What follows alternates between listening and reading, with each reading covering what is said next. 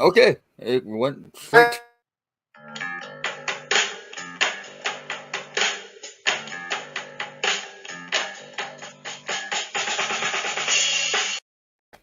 Sorry about that. There's some technical difficulties. Yeah, but now we got it going. Hello, and welcome to this episode, a live episode of the Hawkey Puckcast. This is a fan-run podcast by the Chicago Blackhawks, and it's a little bit of a different one today because, as I mentioned in the tweet earlier on our Twitter account, while he's not able to be here today, John is a little bit of a late cancellation. I think he should be able to be here a little bit later today, but unclear on that. But for now, it's just me, and we got Nick here. So, Nick, how's it going? Doing all right. How are you doing, Tyler? Doing good. We have a lot of really interesting things that we can talk about. We have 3 Hawks games, 3 Ice Hogs games, and a couple of really, really entertaining prospect games to discuss. Yeah. What's up, Brian and Ryan? How are you guys doing? And for everyone who's here, anyone who's going to come, leave your questions down below in the comments of the live stream, and we will get to any comments that we have in between segments. So after we're done talking about the Hawks, we'll answer a couple. After we're done talking about prospects, we'll answer a couple, and then most of them we'll save for when we're done at the very end when we've talked about the Ice Hogs as well. But we want to get into a couple of news points beforehand. And the first big one doesn't directly correlate to the Blackhawks, but it does pertain a very key member of the team and his future. And that is Vladimir Tarasenko getting traded from the St. Louis Blues to the New York Rangers. Yeah, the trade came out of nowhere when it happened, but it led to some interesting comments when it happened as well. Yeah, that was the weird thing. See, it has been completely unclear throughout the entire year if Kane actually wants to leave. And yet, for some reason, he seemed very disappointed-ish in the fact that the Rangers didn't want to trade for him. It was a very weird conversation. Like, he was like, I would be interested in going there, but at the same time, we're still unsure if he's going to waive his no-move clause. What I'm thinking could have been the case is the Rangers basically stated that they viewed Kane's hip problem as a main concern in trading for him, and it may have led to Kane getting kind of ticked off about it because I feel like it's overblown at this point. I think so too, but we've seen before when it comes to certain injury problems, injuries can do a lot for when it comes to changing trade markets. We saw it with Jack Eichel last year. I mean, sure, it looks like now the Sabres got a fantastic return, but there was a while where we were just unclear what Jack Eichel was going to be worth because, well, he had this injury situation, and the injury situation was like the primary reason why they couldn't actually come to terms about where they were going to go in the future, and they ended up trading him. Yeah. But in this situation, it's a little different. I remember as recently as the end of the shortened 56-game season, Kane talking about playing through injury. Oh, yeah. And the part that frustrates me the most is that apparently it wasn't fixed then. It's almost 2 years later. Those comments were May 2021.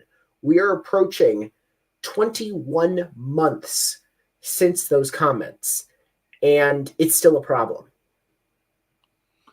I think when Kane took that hip injury against the Sharks a couple weeks ago, it led to teams now figuring out what the injury was, because before no one knew what exactly was his nagging injury until after the hip check that he took in that Sharks game before the Tampa game. Yeah. And that seemed to, he missed the lineup for a couple of days, couple of games after that. That was when Lucas Reichel came back into the lineup, or came into the lineup for those 3 games. But it was just a very weird situation. And, beyond just the hip stuff, we've seen Patrick Kane's trade value crater in the last 9 months. Mm-hmm. And I think that the primary reason is because people are finally waking up to the fact that Patrick Kane has been kind of just giving up on the season in a sense. I don't think it's the fact he's given up on the season. I think it's the fact the team around him isn't skilled enough for his talent. Mm-hmm. And I think that the problem here is that the Blackhawks have not done this is what I always remember is I always compare it to the Matthias Janmark situation. And this is how I refer to it as faking value in a rebuild. Yeah. And what I mean by that is Matthias Janmark is the biggest fraud in terms of trade value I've ever seen. The guy put up 10 goals. Essentially, it was like half a point a game when he was with the Blackhawks. And I think he only had like 10 goals. But he played on the power play, put up a couple of hot streaks in terms of goals. And then the Vegas Golden Knights traded a second and a third round pick for him. Yeah, Vegas was blind when it came to that trade. Yeah, and I think the big thing there is in that situation, what happened is that's why I say faking trade value. Teams are going to want players from rebuilding teams in exchange for assets at the trade deadline because they're trying to bulk up their rosters. Yeah, so if you can make a player look better than they are, then you're golden. The problem is the Blackhawks have made Patrick Kane look way worse than he is because they have supplied him with zero play finishers to play with. In my opinion, the Blackhawks would be smart not to trade Kane at this point because the trade value isn't what they are going to want out of Kane. And I think it will be a smarter move. Just let Kane stay out the rest of the season. Let him decide if he wants to re-sign because there's still a chance he could re-sign with the Hawks. There is. And maybe he just wants to play out his rest of his career in a Blackhawk uniform because he's going, if he wants, he has a legacy to fulfill, and that's surpassing Stan Mikita at most points in franchise history. Yeah, and that's the thing. It's a difficult situation because it's difficult to take the risk on whether or not he'd come back. Yeah. But it's also difficult considering the fact that he has a full no-move clause. Yep. And if he doesn't want to go anywhere, then he's not going to go anywhere. He has all control in his... He has full control in the situation about where he goes and if he wants to go at all. Yeah. And after this season, he still has full control about whether he'll be here next season. So it's definitely a risk to not trade Patrick Kane and just hope that next year we can build a team that hopefully will make him look better than he has this season. Because I think he's so much more talented than the production he's put up this season. I feel like next year the team will be a younger team with more talent coming in. Like a Lucas Reichel will be a full-time Chicago Blackhawk. And maybe we see Kevin Korchinski every now and then. Maybe they give him a 9-game tryout, see how he does in that 9-gamer. I would say that it would be very surprising if Korchinski doesn't get at minimum the 9 games. It will be smart to see where he is if they do give him a 9-gamer. Mm-hmm. Because there's still other talented players in Rockford who could crack the roster next year, I feel like. Yeah. Looking at Cole Gutman. Yes. Gutman has really shown that he can be a good in the NHL, probably a bottom 2-line player. Yeah, I would like to see it happen. I'd like to see him given the shot because, of course, I think that, there hasn't really been a ton of offense in Rockford lately from anyone. Yeah, the offense is inept right now, and it's been a bit of a struggle. But despite that, Gutman's had a pretty good first professional season. He has. I really like Gutman. Mm-hmm. And I think that you look at guys like Gutman, you look at not really an offensive guy, but Isaac Phillips and Alex Vlasic will probably be on the team next year, depending on how many defensemen get traded. Yeah. In that situation. And then there's also free agency. I mean, there's money coming off the books, and the Hawks will have room to, they'll need to bring in some players because, they have like $30 million coming off the books between Athanasiou, Kane, Taze, Domi, other names that are on that list as well. There's just there's tons of salary coming off the books that they have to supplant the roster in some capacity with whoever they're going to have. And let's assume that they don't trade Kane, but they are able to re-sign him.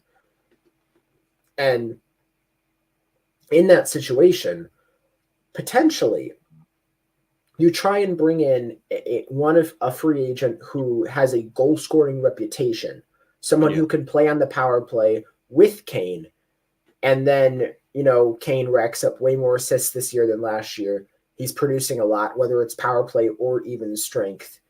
And you can kind of creep that trade value back up to the point where maybe now he's a more palatable trade asset. Obviously, the Blackhawks still probably aren't going to be a good team next year, but I don't think that – I wouldn't even say that they're going to be a team inside the top 25. Yeah. I still think they would be the Hawks still finishing around 28th next season.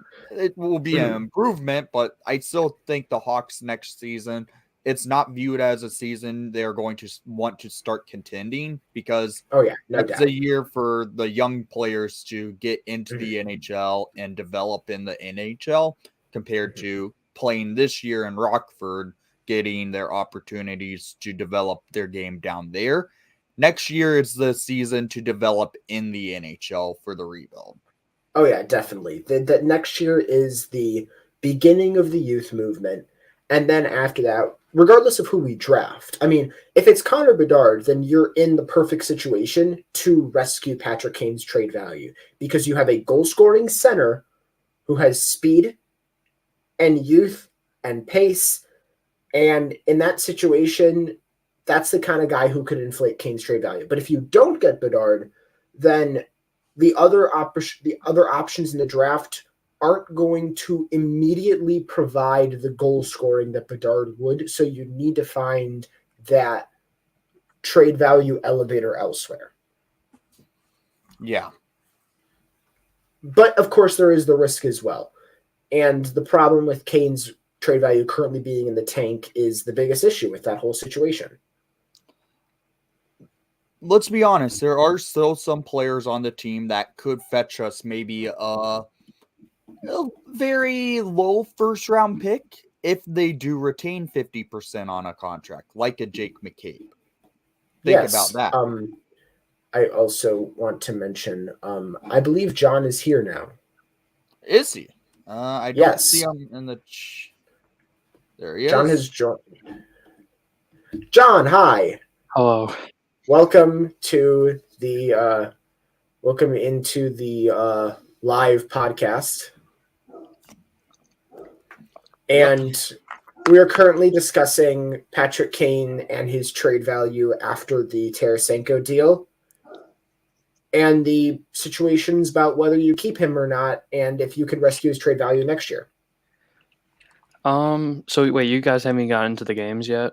No, not yet. No, okay. We've not. No, we're in the first 15 minutes. Okay. So Kane's trade value has obviously plummeted, with his play this year.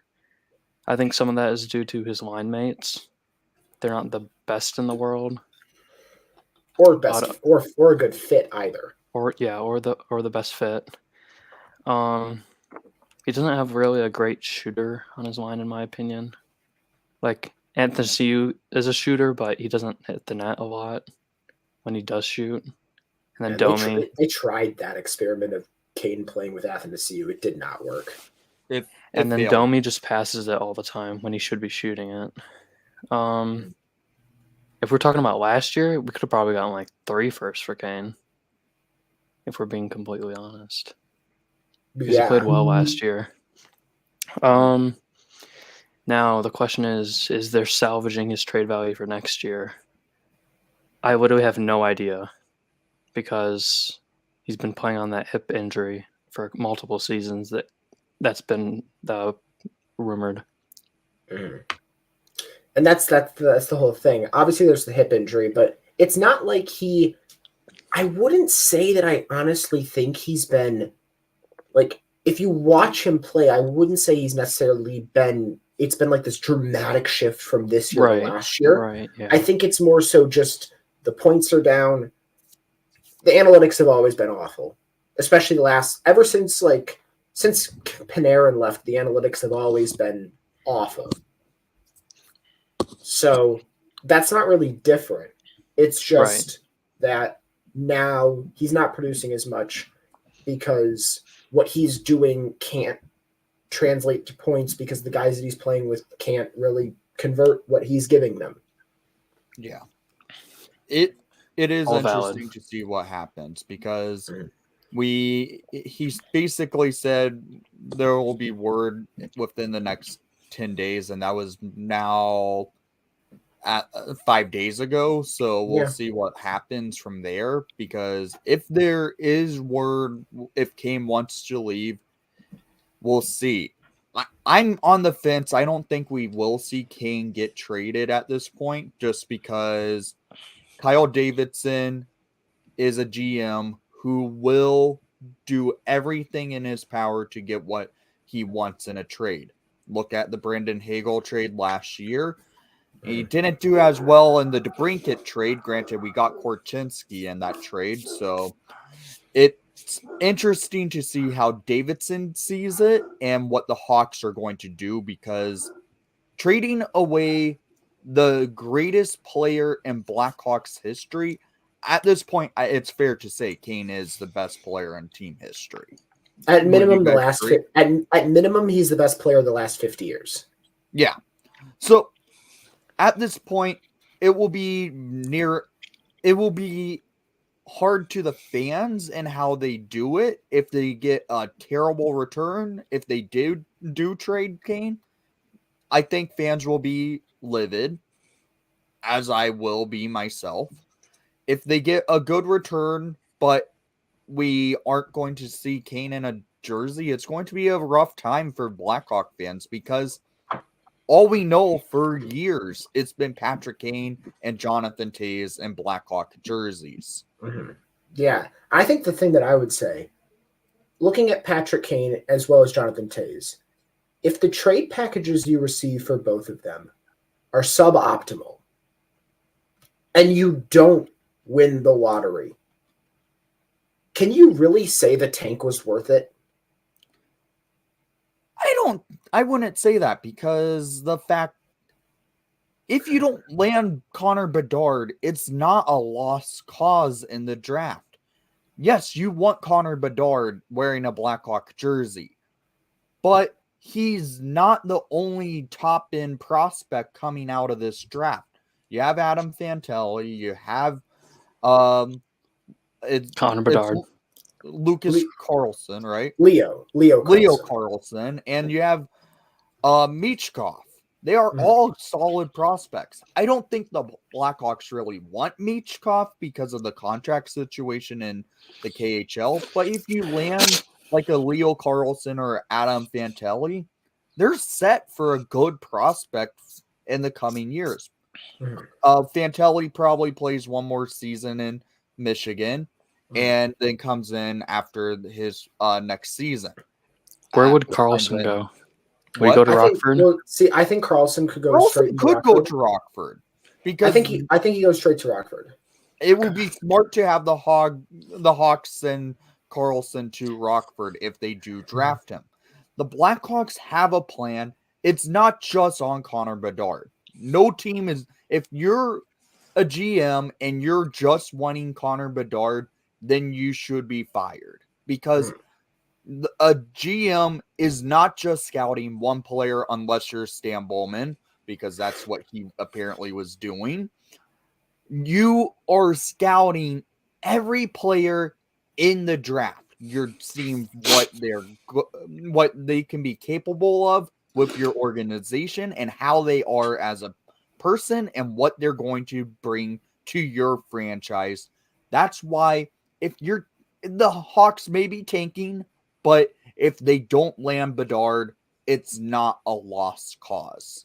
No, I don't necessarily say I would say it would, I wasn't really about it being a lost cause. It was more like we took a risk with Patrick Kane and Jonathan Taze's trade values. I think Taze has done probably matched Taze done fine. I think we've matched what I think he's capable.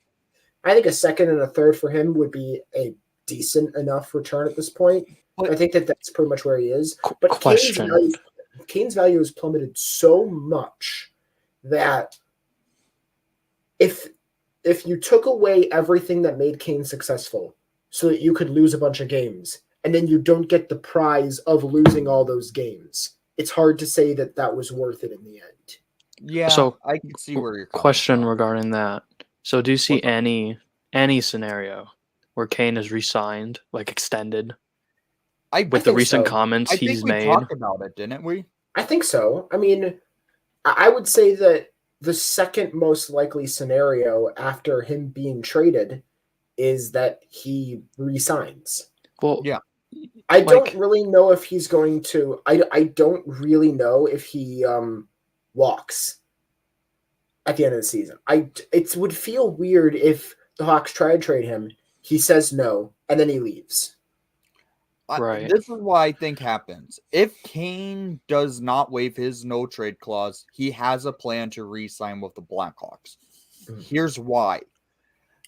He basically has set his home in Chicago. I believe his family from Buffalo has even moved into the Chicagoland area.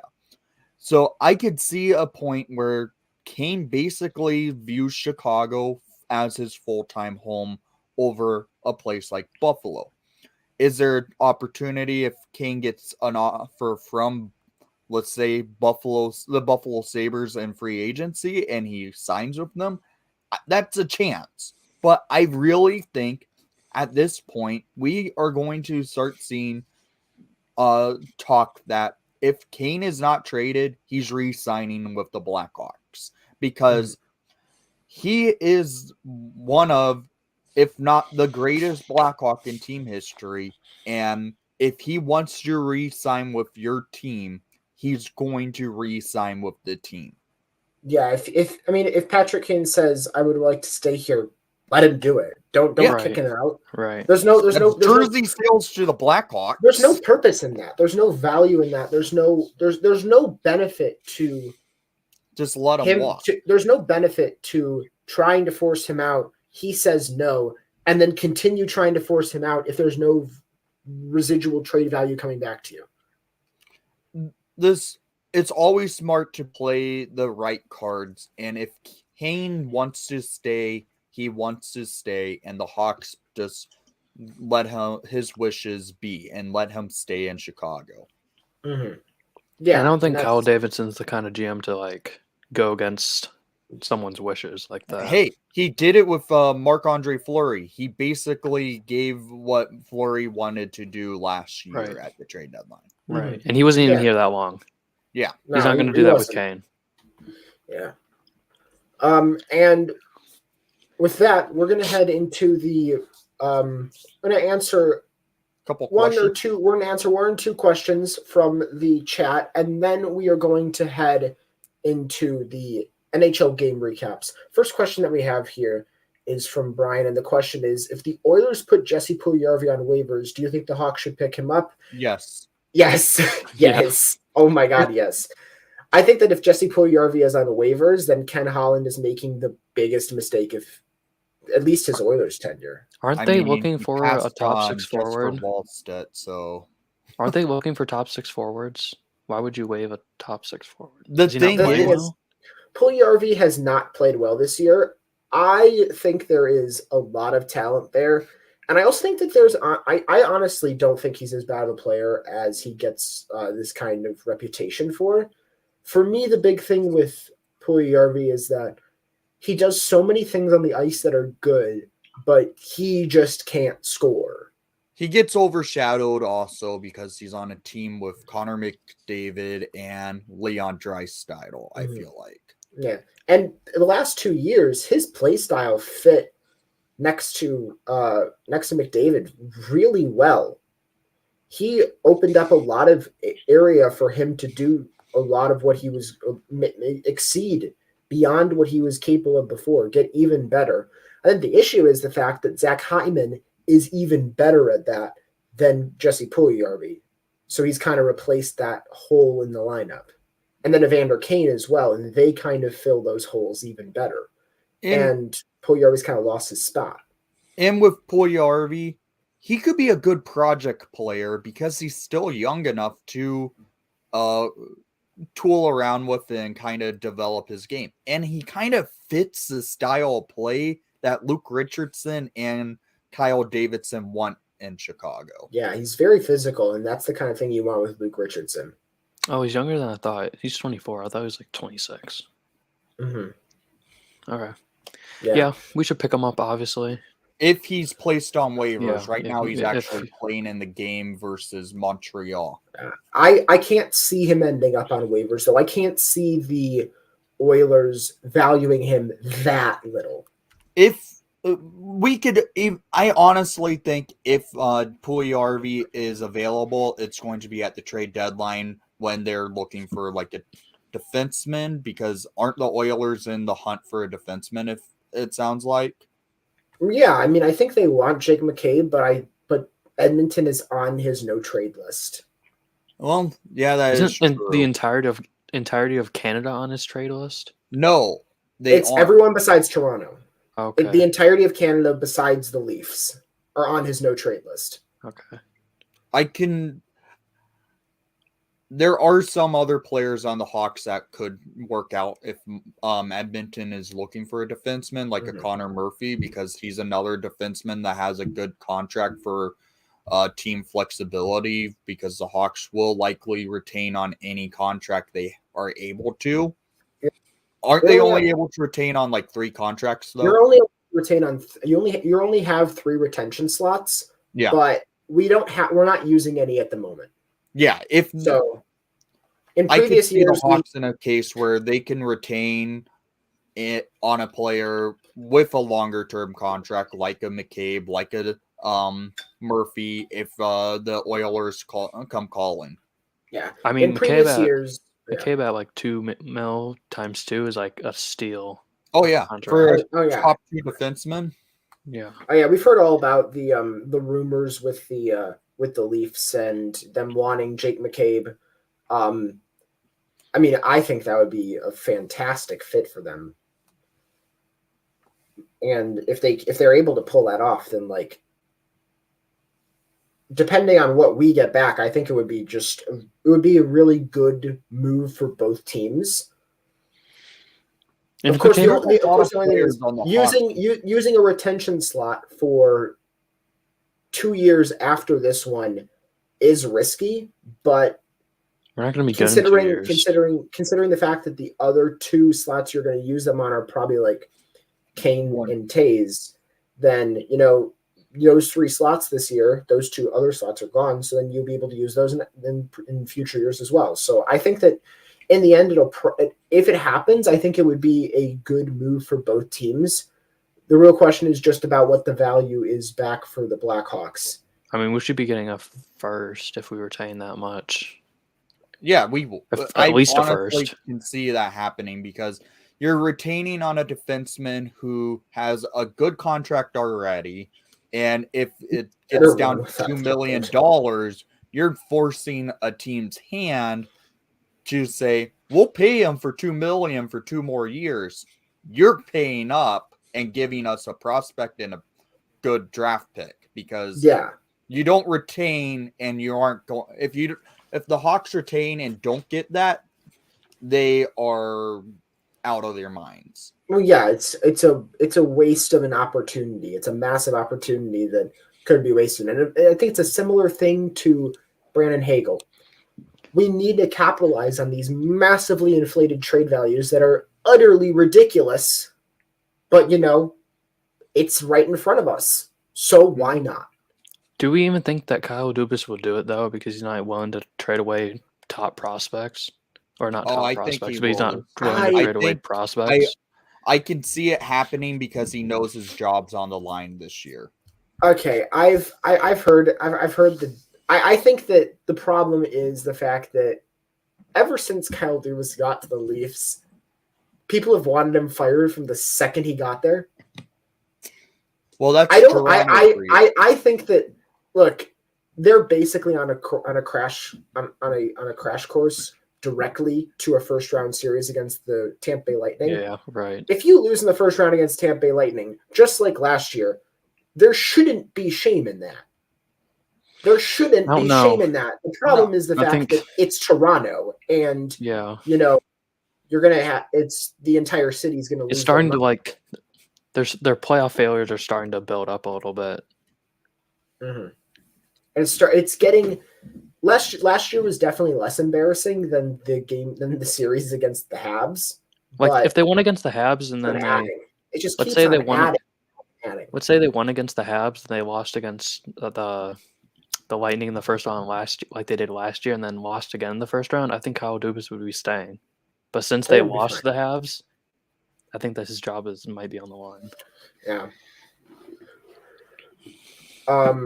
And after all that, let's actually get into the games. We actually have we have 3 Blackhawks games to talk about this week. First game was Tuesday night against the Anaheim Ducks, and this game was really weird because obviously, look, this week the first 2 games the Hawks played this week were both home games against tank rivals. And the game started out, what I remember mostly was just the fact that there were no whistles at all. I was at the Ducks game, and yeah, it was really weird also in the UC because it seemed like the pace of the game was good to start because the Hawks were off for 11 days and the Ducks came in playing the night before against the Stars. The pace was a good idea to keep it flowing to get the players' skating legs underneath them because the Ducks just had their first game the night prior and the Hawks were in their first game. Yeah, and I think the weird thing with the game this week, one of the weird things that was the case here is just that over the course of the 3 games this week, there were many times in each of those games where the Hawks looked like the best team. Yeah. Which you wouldn't expect. Of course, we are playing against Anaheim and Arizona, so I'm not surprised that we played well against them. But we were dominant for many stretches of that Anaheim game. Oh, yeah. And obviously, that team's not very good. But we were still dominant against them.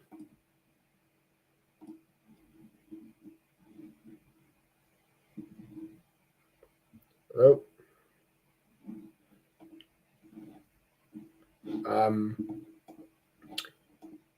So John's not in here. Okay, Nick, you were buffering a little bit, but I think you're gonna be fine. John's back. Okay, we're back.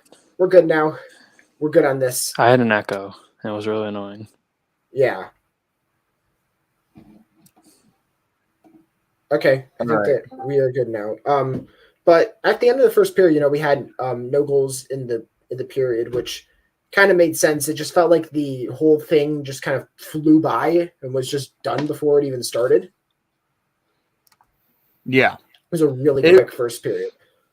The pace was really quick, and it was an interesting game, how it just played out. Yeah. The one thing that I found really funny throughout that was one sequence involving Boris Kachuk, where he picks off a puck at the blue line. Okay, so then he's in on a partial breakaway. For whatever reason ever, decides to take a slap shot. But before he can even take the shot, he gets stick checked. He gets stick checked. He gets stick checked on before he can even like take the shot. It was, and then seconds later, he takes a high stick on a very tall John Klingberg. 4-minute high stick. There was a lot of blood out there. John Klingberg might suck at defense, but he is a very tall person. Yes. So in the middle of like 10 seconds, get a very smart turnover, get on a partial breakaway, but then take a slap shot on that breakaway, which gets snuffed out before you can even take the shot, and then take a high stick on a very tall guy that gets a 4-minute double minor. There was a good amount of blood. There was a good amount of blood. Oh yeah, it was pretty brutal. But like, what a sequence! Yeah, it was interesting to see it. Like, since I was at the game and I saw it happen in person, I didn't see all the blood because it was on the other side of the ice from where I was at. I just saw, that's going to be a 4-minute double minor. Everyone around me said, "How can you tell?" I said, "Just look at how Klingberg's skating off the ice. He's going right. He's going right to take care of that blood." Yeah, it's definitely going to be a 4-minute double minor, and people were like, "There's no way." And then what happens? Wes McCauley calls a double minor for high sticking. Yeah, and of course there was an interesting thing in that double minor penalty, where the Hawks actually got 2 of those minutes killed off for them because McTavish took a hooking call. Yeah. Which was fun. That was, and it helped them out beneficially just because they killed off some clock. Yeah. After that, we had no goals in the first period. We head into the second period, and this is where things start to really change. I thought throughout the entire opening of this game, Jason Dickinson played really, really well. Dickie was awesome. He ended up getting the first goal of the game. It's first line center Jason Dickinson. Sorry. First line center Jason Dickinson. It's spelled D1CKINSON because he is our 1C Jason Dickinson. And would have expected that at all at the beginning of the year. Nobody. So it's 8th goal for Jason Dickinson on the season. Assist from Patrick Kane. Those two have oddly worked well together. They have. It's really weird. It's really shocking how well Dickie and Kane have been together. Yeah. I almost feel like the reason for that is partially because, a guy like Dickinson, he'll maybe like he's a defense guy first, obviously. But he's also more of a shooter than a passer when it comes to his offensive game, even though there isn't much of it. Yeah. So maybe literally just being a guy who wants to shoot is enough. You don't even need to be that talented. If all you have to do is be a guy that wants to shoot and you can produce with Patrick Kane. Maybe that's all it is. Is Dickinson turning into Patrick Kane's best center of his time in Chicago? Oh, obviously not. Obviously not. I mean, I think that it's similar to Pius Suter. It's similar to Pius Suter. It's similar to Artem Anisimov in that kind of way. But I'd say that both of those guys were better than Dickinson before and after, or just like, I think both those guys are like significantly better players than Jason Dickinson. Both of them have had top 6 time in their career. Dickinson's never been a top 6 player before this. Yeah. Thank you, Vancouver, again. Thank you, Vancouver, for the 2nd round pick too. That's the more important thing. 2nd round pick. And they get Riley Stillman. Riley Stillman's been a healthy scratch for that team multiple times. Yeah, that's and then he's a turnstile when he does play. Oh yeah. And it's I'm not surprised at all. I think that I remember I could count on both of my hands the collective amount of good games I think I remember watching from Riley Stillman. I can't recall any good game from Stillman. I remember one. I vividly remember one. I don't remember who it was against, but I was like, this is the one game where I'm like, Yeah, I mean, there could be something there, but there were no other times where I was like, Riley Stillman's really good. Other than one game where I was like, he's really good in this game. I'm just saying this, Dickinson's really helping his trade value. Oh, definitely. I mean, this guy was traded with a second for a fringe NHLer. And I mean, if we retain half of his contract next year, then I think that, we could get like a third for him. Maybe That'd be another crazy. second. That'd be funny. If we got it all depends on where things go from here. Oh yeah. It all depends on where things go from here and where things go next season, because I don't think he's getting traded this season. I think that the time to trade Dickinson would be next season. So we'll see what happens then. But I wouldn't rule out getting positive value in a Jason Dickinson trade, considering he's just played pretty okay, which is enough, I guess. Good PK or good presence on the dot. Yeah. And then this was a weird one for both teams in a sense, because all four even strength goals, or all four goals in the regulation, came in the second period of play. Both of the goals for Anaheim were from their fourth line, and both of the goals for Chicago were from their first line. Yes. Now, first line for Chicago. Hey, it's working. It is. But the next goal for Anaheim comes from, Brett Leeson of all people. This was a weird goal. Yeah, when that happened, I was like, who the hell are you? I remember him on Washington last year. And I mean, I had known that he was in Anaheim, but like I knew he was like just kind of there for them. Another one of those tank commanders playing bottom 6 minutes. Yeah.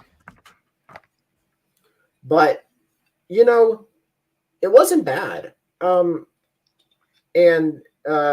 was a pretty decent play for them. Really a good goal. I'm just trying to hang on. This was weird, wasn't it? Because it was a misplay.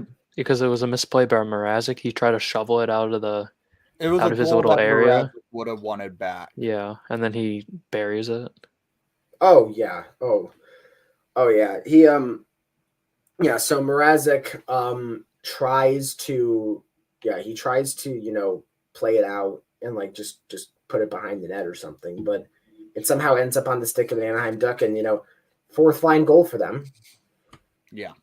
It's a weird situation, but Hawks get one right back, not all too soon after, about 5 minutes later, and Seth Jones just keeps on scoring. I know the that All-Star. He went to the All-Star game, and now he's back again. Ever since he was named an All-Star, he's played like an All-Star. Yep. And another nice goal for Seth Jones. Kind of think Ben Pope for that one, because Pope kind of questioned him for being an all-star, and then after that, Jones has been on a run. We did too. I mean, we said Jake McCabe should be the all-star, which I still say that I still don't disagree with that viewpoint, but like Seth Jones as of late has played very well. Yeah.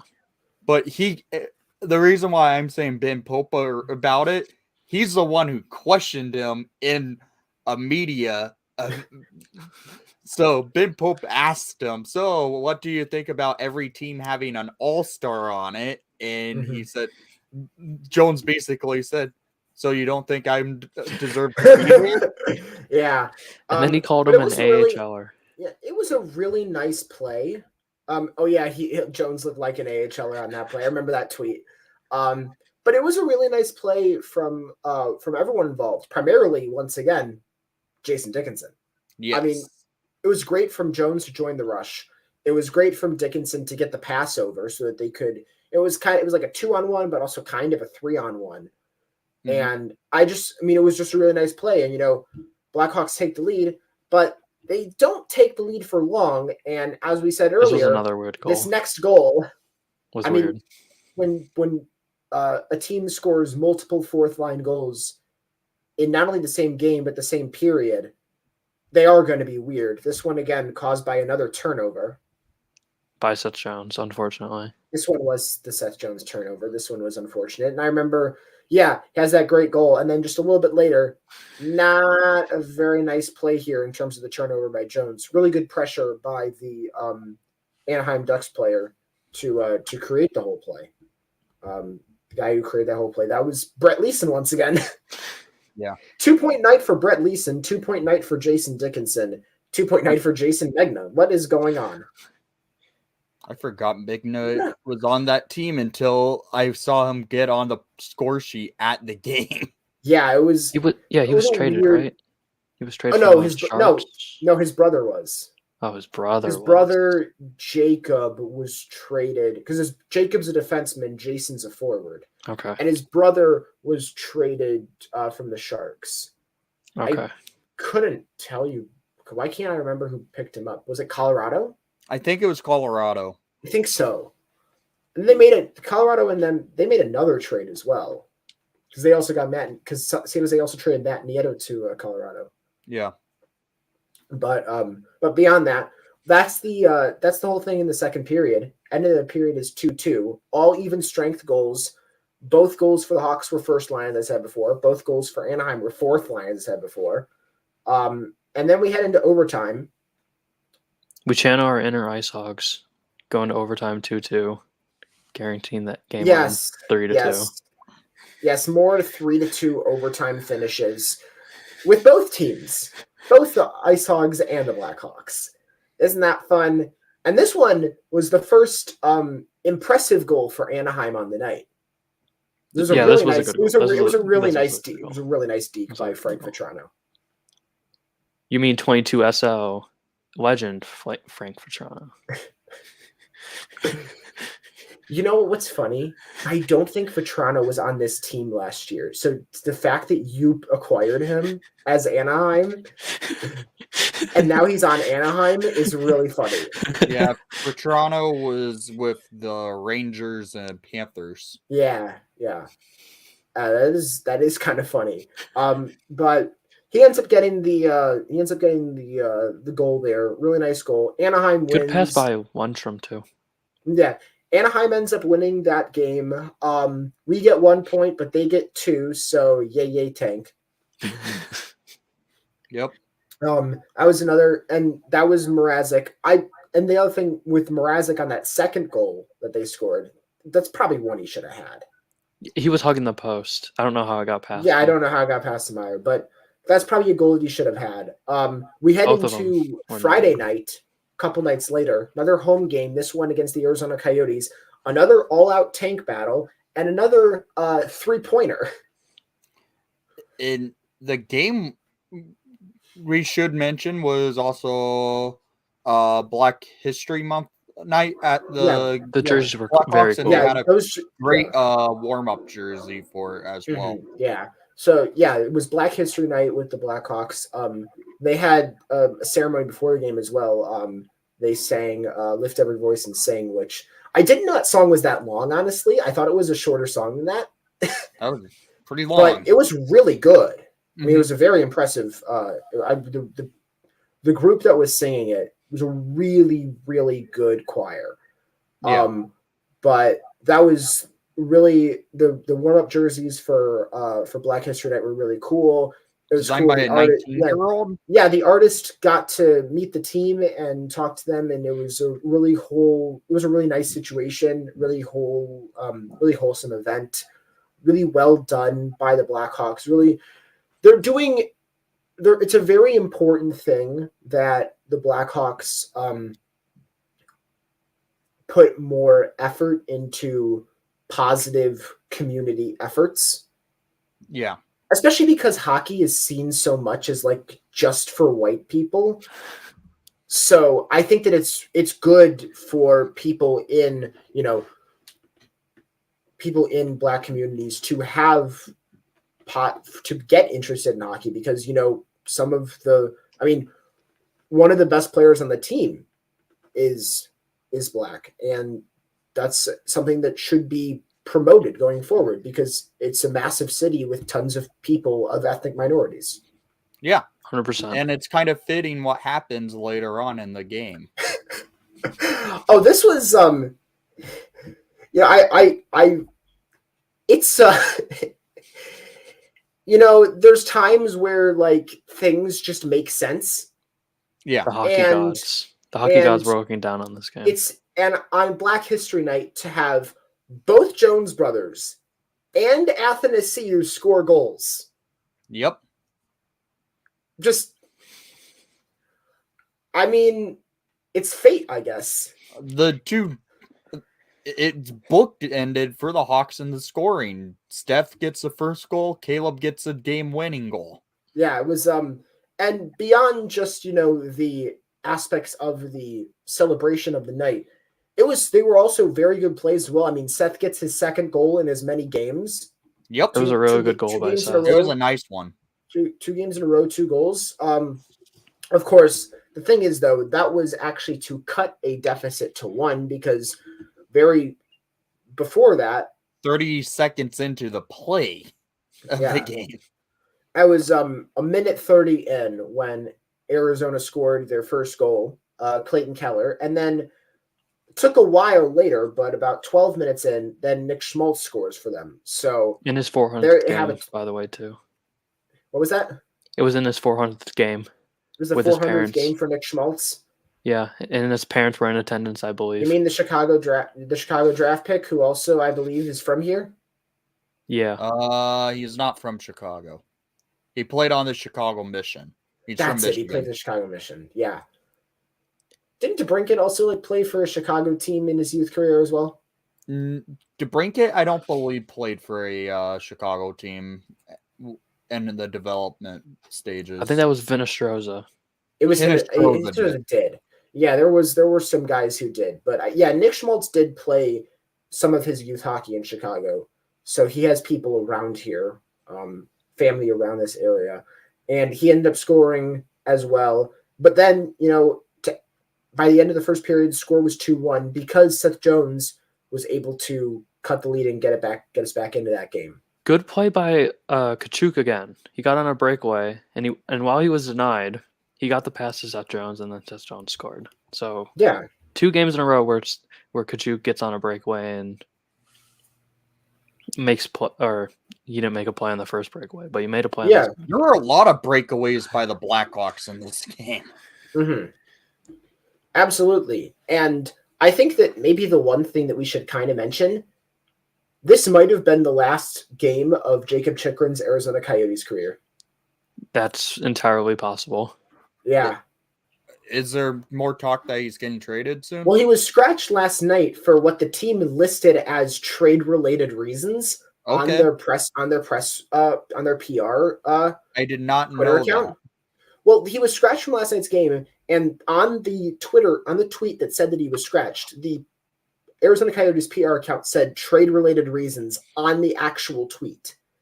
There's no official trade yet, but Isn't it rumored he's going to LA? Isn't it rumored he's going to There's LA? rumors he's going to LA. There's things that it's unclear what's going to happen in terms of what actually happens in where Chychrun could go. LA would be one that makes sense, obviously, as well. But, this could have been the last game for Jacob Chychrun, the Arizona Coyote. And he got angry a few times in this game. Yeah, I mean, when he didn't have the best season last year, but this year he's really been like one of the only reasons why that team has any competency. Yeah. I mean, he is like a +6 on this team. He's a +6 on the Airs. There's I think you're allowed to have pluses on the Arizona Coyotes as a player. Jake McCabe has pluses right now. I can confirm that stuff right now. I know Jake McCabe is a plus, but Arizona's like bad. They're not. They're just as bad as us. They're a little bit better than Jake us, actually. McCabe is a +4 this season. Yeah, Jake McCabe's a +4 this season. Jacob Chychrun's a +8. +8? Jesus. Okay. He's a +8. That's amazing. Coyotes. That's fantastic. That is commendable. That's very impressive. That's very impressive. That's hard to do. He's one of 3 players on that team with a plus. The others are Nick Bugstad and Michael Carcone, who played 9 games. Speaking of Bukestad, Yeah, Bugstad had some. He had an impact in the game later, but before that, the Blackhawks tie the game and then later take the lead. This goal by Athanasiou to tie the game, though, was a very, I liked very. It was a really nice goal. I think that it showed real initiative to crash the net, get the backhand shot across. I think it was a really nice play. yeah, it was a good play by the CU. And then he almost scores again. Yeah, later on.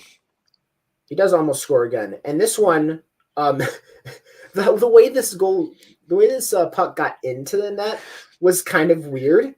However, it was a really, really nice power move by Athanasiou to, crash the net, use his skill, the skill we know that he has.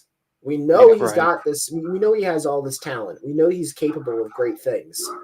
But there's only so many times that you actually see it happen. And this was one of those moments. And then Blackwell, it's like stuck on the line, stuck between like his stick or his skate and his stuck between the goalie's skate and the post. And that Blackwell's able to put it in. And Blackwell's played rather well recently. He has. It's the same thing that I said before. Put him with speed and he'll be competent. Yeah.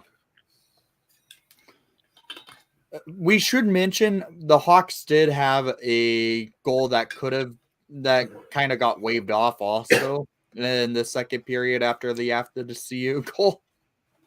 That was the goalie interference one, right? Yes. Sorry. Yeah, there was that goal interference situation.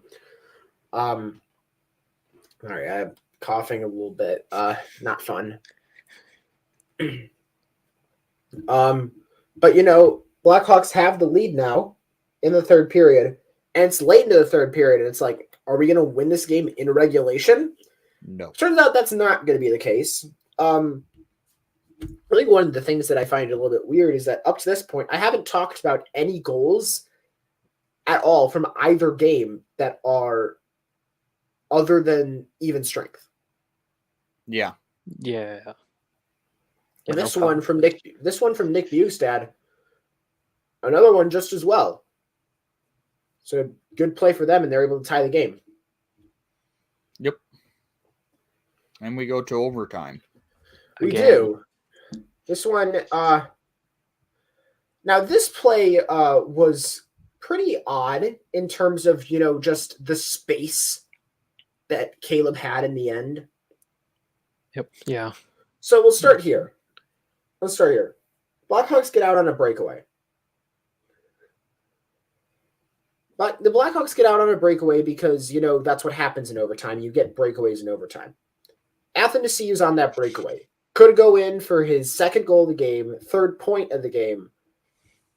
And it would be his third point of the game coming off of his own shot. Yeah. He gets the shot. It's saved. There's a defenseman chasing him. But that defenseman, for some reason, curls off, and as if, the game is over, doesn't acknowledge the fact that there's another guy trailing behind him. Puck goes to Caleb Jones, who is at the half wall, and before anyone else can catch him, just makes a beeline straight to the goal, shoots at 5-hole, and it's in, and they win. Yep. On the breakaway, though, it was a good save, and then what's his name? Valacek? I don't know. No. Connor Ingram started tonight. Okay. So it was Connor Ingram. Ingram, he probably wants that one. The point I'm trying to make is he probably wants that goal back. It was kind of. Yeah, but he wasn't given any support at all as well. Yeah. That's the other thing. He wasn't. Ingram was hung out to dry. Oh, he yeah, was. And then Nick Schmaltz, the back check on Nick Schmaltz was not too good.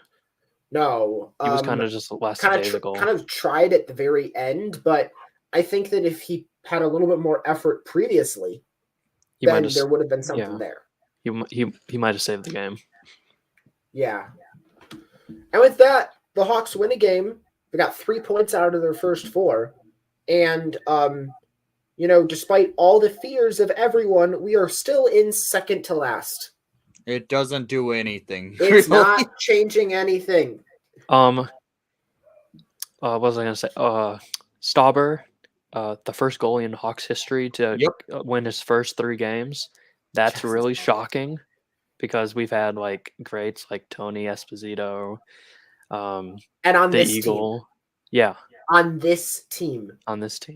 Guys, like rookie goalies that this team has had. We had Corey Crawford. We had Antti Ranta as well, who was fantastic when he started for us. Scott good. Darling was fantastic at the very beginning of his Hawks tenure. Other goalies have been fantastic since when they first got here. Is that first 3 games of his career as a Hawk, or just first 3 games as a Hawk? First three games career starts as a Chicago Blackhawk rookie goalie, getting their first 3 starts, getting the first 3 wins is a Blackhawk franchise record.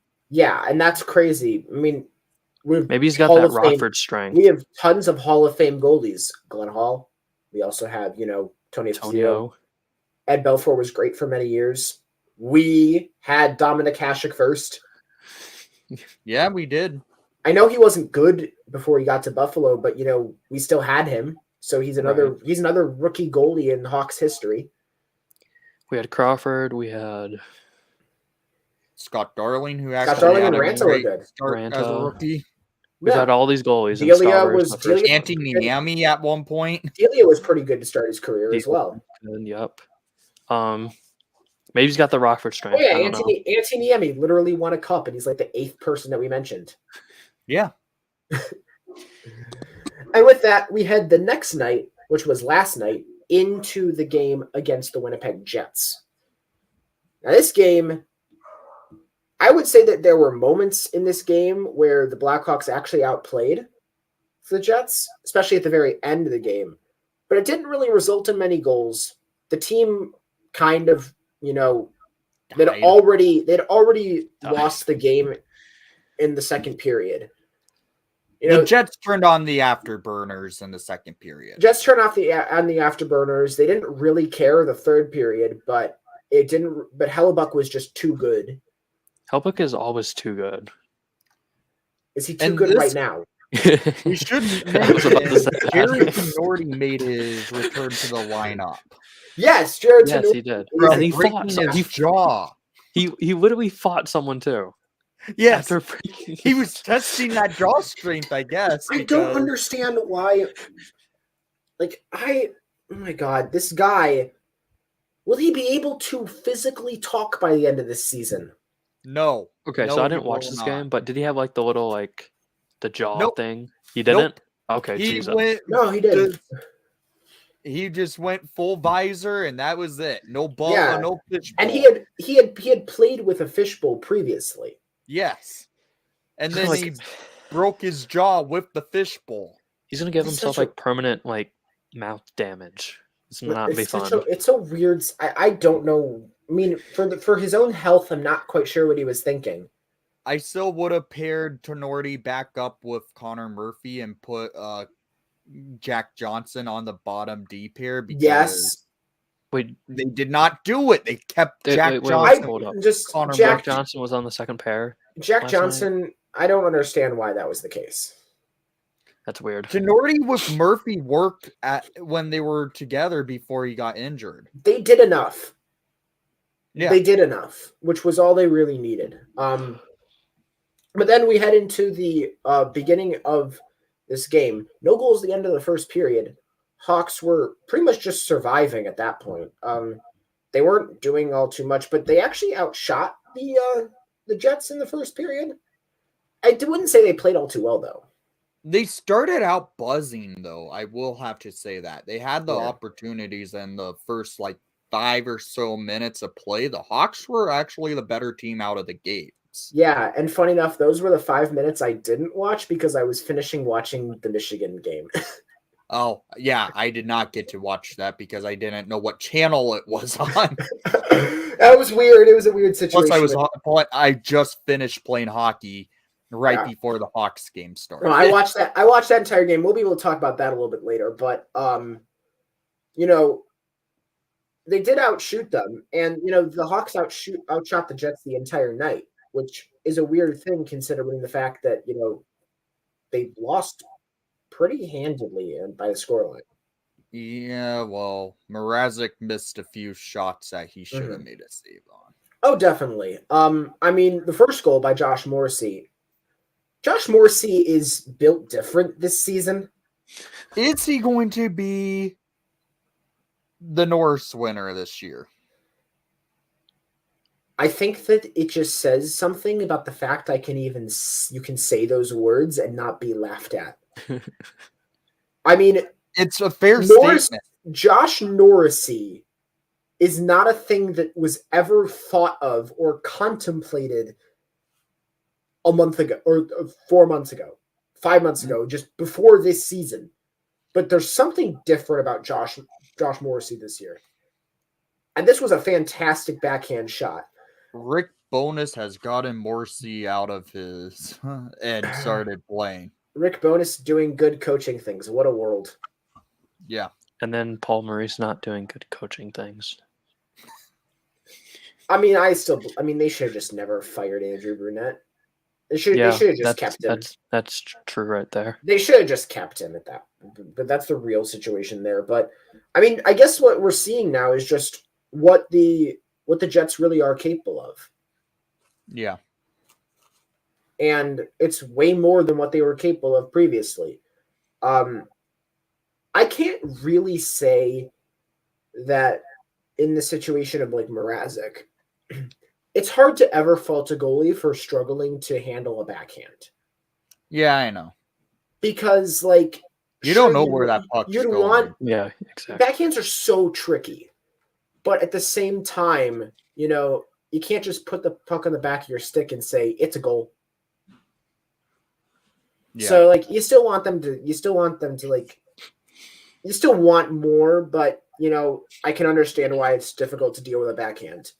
Next goal was by Blake Wheeler about midway through that second period, and this was the first goal the entire week that is not even strength. Power play goal for them. Really nice shot by Kyle Connor on the one-timer.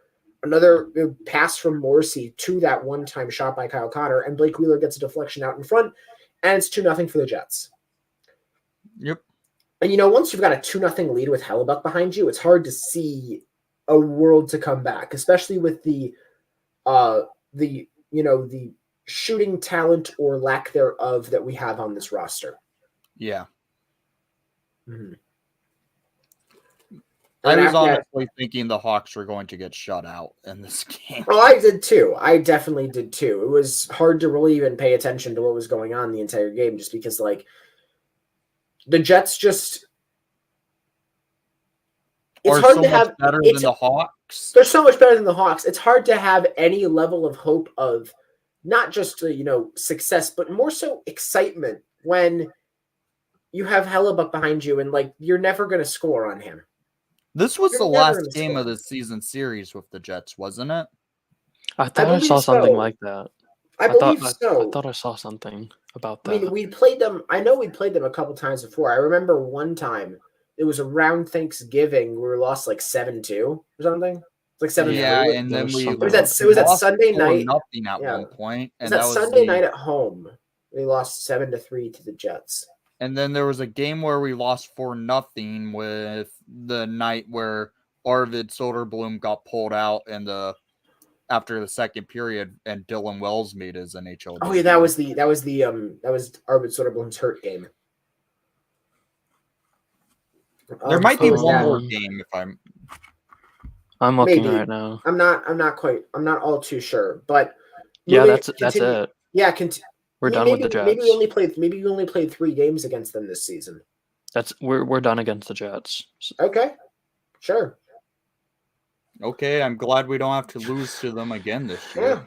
Yeah, I guess so. Then moving on to finish out the second period, Mark Scheifele ends up scoring 32nd goal this season for that guy. I didn't realize Mark Scheifele had 30 goals already. Yeah. That's ridiculous. He's going That's off. ridiculous. He's going off, yeah. Yeah. Very, very good season for him. Playing very well, really good shot as well. And, at that point, it's like, okay, the Hawks are down 3 goals. Like, we could try. We do play well in the third period. We do play well. I saw some Jets fans. I saw plenty of Jets fans saying that they were not happy with how their team played in the third period and towards like the second half of the game in general. We need to mention this power play that the Jets had that led to the power play goal for Blake Wheeler. Mm-hmm. Sam Lafferty should not have gotten a 4-minute double minor. Do you guys agree? I didn't watch this game. I don't idea. quite remember the situation that led up to Lafferty was shooting the puck, and he gets called for a 4-minute double minor for hitting Nate Schmidt's face with his stick for high sticking. And it was a follow through or something? Yep. And the Revs called it a 4-minute double minor. They then looked at a review and still determined it. I watched the Hockey Night in Canada broadcast. Friedman was saying it should have been no penalty. Everyone on that panel was saying no penalty. Even then the Hawks broadcast were saying should not be a penalty. Mm. The Revs were terrible for that call. That's not the situation. That's not how. Especially if you go back and review it, like if you review the high stick, like you gotta see that it's a shot. Yeah, that shouldn't be the case. It shouldn't happen. It was a shot that led to a high sticking double minor. Yeah, and then they ended up capitalizing on said double minor. It was it was a good goal for them, but it still probably shouldn't have happened in the first place. Yeah. Mm-hmm.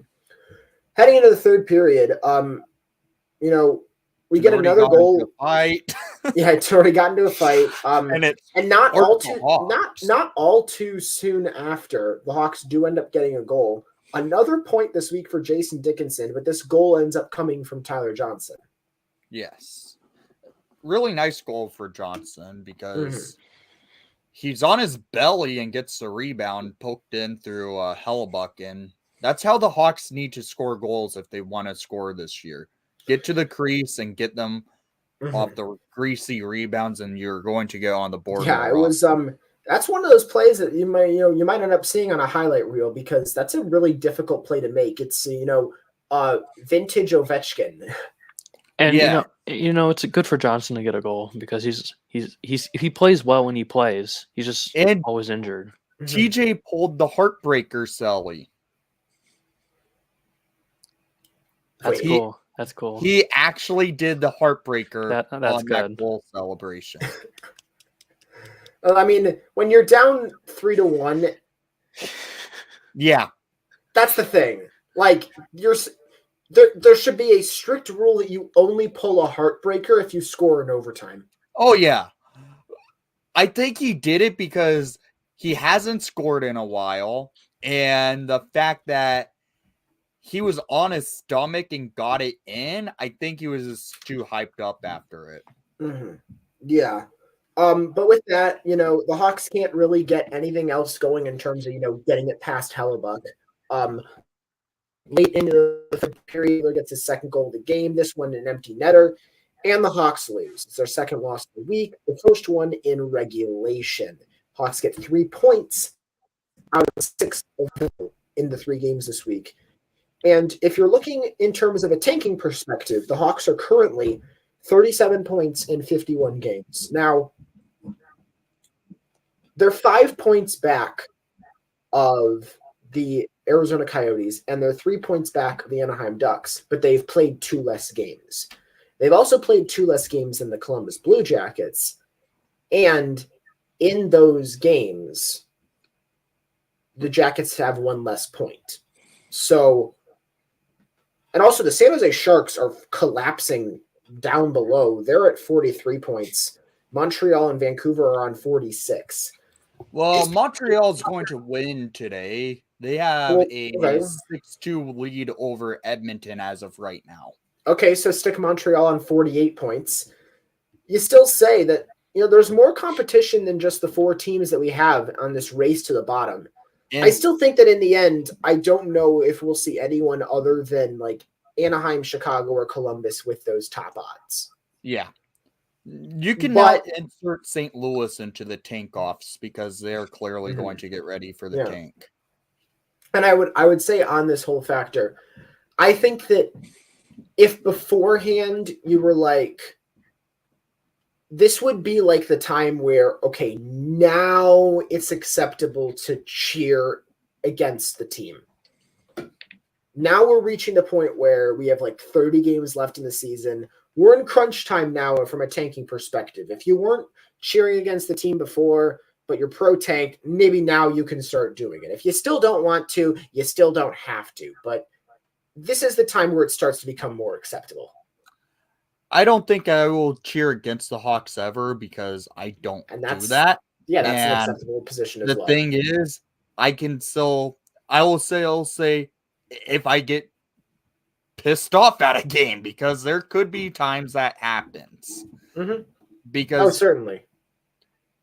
If I came into this season knowing it's already a lost season, I'm just at the point where if we're playing good hockey, I'm happy with it. If we lose, okay.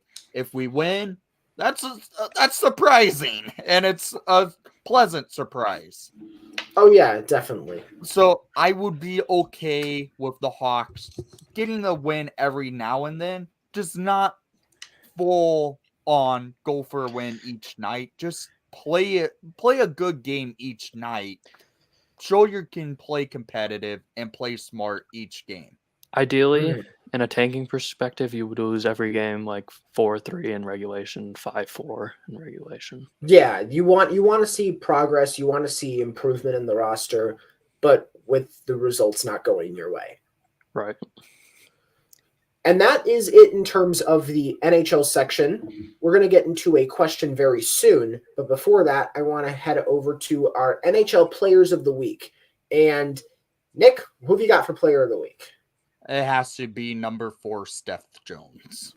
Seth Jones? 2 goals, and the way he played this week, he played pretty solid for the Hawks, and I would give it to Jonesy. All right. John, who have you got? I'm going to give it to Stauber. Mm-hmm. He got 2 wins. He got 1 win. Oh, 1 win? All right, he got 1 win, but that win was pretty big. So I'll give it to Stauber. Yeah, Stauber. And then I just want to confirm the statistics on this one. But for me, my pick has to be Jason Dickinson. Jason Dickinson did very well this week. He had a 3-point week, 1 goal, 2 assists. He's done significantly better playing with Patrick Kane than he has had any right to do. Yeah. I wouldn't say he's been good. I would just say he's been way better than expected. Mm-hmm. And that, for me, is enough to say that he is warranting of Player of the Week. And then, as well, there was an important loss this week as well in terms of the tank perspective. Who have we got for Tank Commander of the Week, Nick? Give it to John first. I want to hear what his thoughts is. John? I'll give it to Mrazek. He was not very good in that Ducks game. Yeah. That was my thought as well. I was thinking Mrazek because, over the course, when you have 3 games in a week like this one, and, you win 1 game with your backup goalie and the other 2 games you lose, I wouldn't say that if you're talking from a tanking perspective, I would say this was actually a very unproductive week. Yeah. But one guy who did try to get the tank on the roll. Try to get the tank going on, I'd say was probably Mrazek. Yeah, I would probably agree with all of what both of you say. Mrazek the true tank commander of the week. Mm-hmm.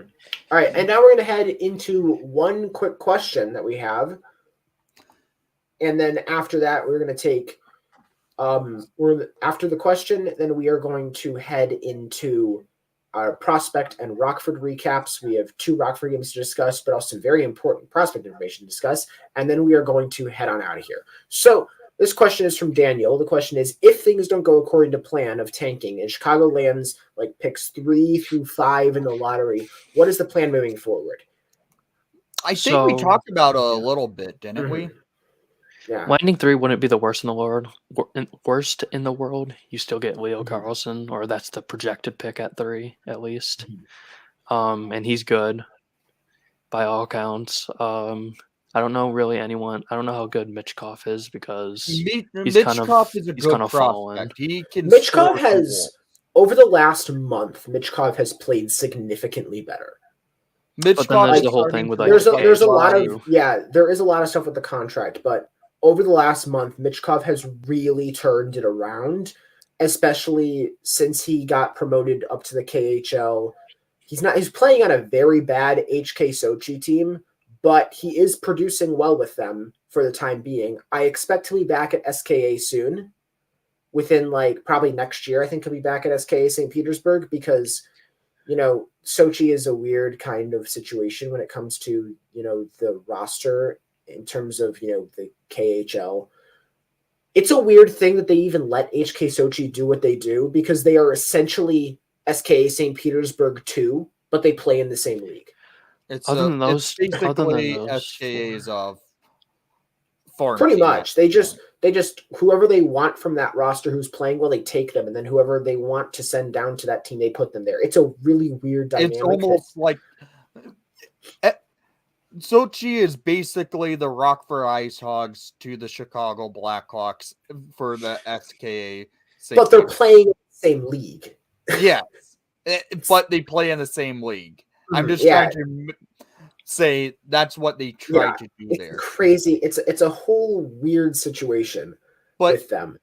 Yeah, I would say this to answer the question from Daniel is the Blackhawks, if as I said earlier in this podcast, the Hawks will be stupid if they're only trying to go after Connor Bedard or Adam Fantelli. If they are doing that, that's on Kyle Davidson as a failure for GMing.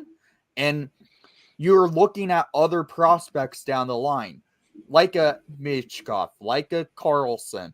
You're looking at players like that. You're looking at players below them. Maybe they can jump up over Leo Carlson or Mitchkov. They have plans in place for if they don't land first or second overall in this year's draft. Who's the 5th guy projected right now? Zach Benson. He plays for the Winnipeg Ice. He's playing with guys like Matthew Savoy and Carson Lambos. That's they're a really good team in the WHL. Is he projecting anything amazing? They also have Connor Geeky on that team as well. Zach Benson is really good. I would say that last year, or how about this? Zach Benson would probably go first or second in 2021. Okay. I think he's on par with a Beniers, honestly. Okay. And then just the draft.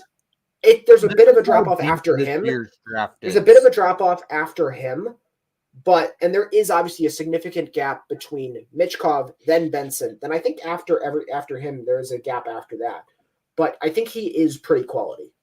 And then to continue answering, still deep. You're going to get a good prospect no matter what. To continue answering Daniel's question, we're going to be bad next year too. We're going to be in the running for first if we don't get it this year. So it wouldn't be the worst. It wouldn't be the worst thing in the world to get 3 to 5. Who's the defenseman's name that's coming out next year? It's Kiviharu or something like that. Yeah, Aaron Kiviharu. He's good. I think that he'll be very impressive. We'll see more about him going forward and see how well he performs when he gets up to the top levels soon. The one thing I would say as well when it comes to this whole situation is that The Blackhawks are in a completely fine situation regardless of who they draft because we already have plenty of assets, and that number is going to keep on coming up. Last year, in the first 3 rounds, we had a total of 8 draft picks. In the first 3 rounds, in each of the next 2 years, we have 6 draft picks. 2 firsts, seconds, and thirds in each of this year and next year. And that's going to And go we'll up. likely have more. Yeah, And there will that's going to go up. Not all those guys are going to become anything. Obviously, that's the case. Obviously, when that's the case, you're not going to get every one of those players to become something. But you get more chances at the slot machine. That is a fantastic number of dart throws. In the early rounds of the draft, the Blackhawks have been able to accumulate so far. In those 3 years so far, that is 20, I think. 20 first 3-round picks in 3 years already before a Kane or a Taze or a McCabe or a Domi trade. Before any of those guys get moved, or Murphy, or whoever else could get moved in that time. We've already got 20 draft picks from last year to this year to next year in the first 3 rounds. Yeah. That's it's truly remarkable. It's good where we're how many assets we have. And it's good where we're going. So I think that, you want Connor Bedard. But the whole entire rebuild does not depend on the existence of Connor Bedard.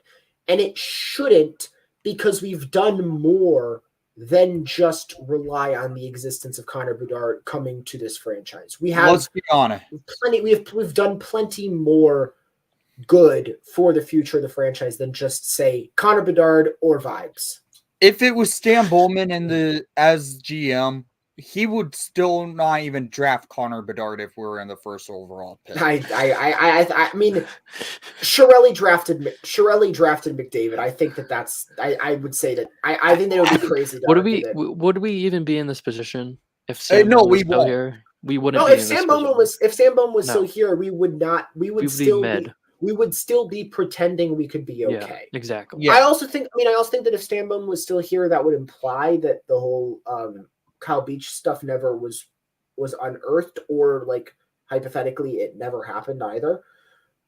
Of course, that's hypothetical, obviously. Right. But in that situation, I think he doesn't make those drastic measures that he did in that offseason.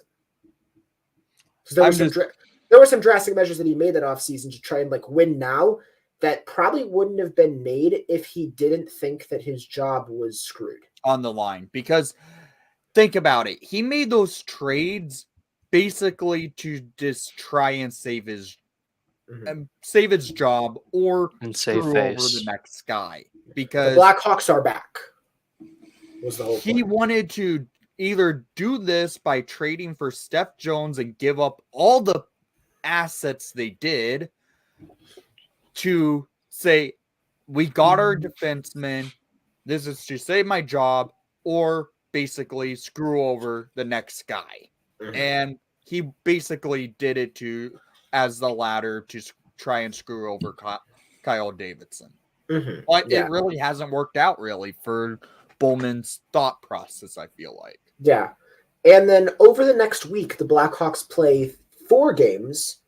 I'll count the game that they have on Sunday as well, because I don't think that we'll be able to have a live podcast on that by that time. So we play against Montreal on Tuesday. The next night it's Toronto on Wednesday, then Ottawa on Friday.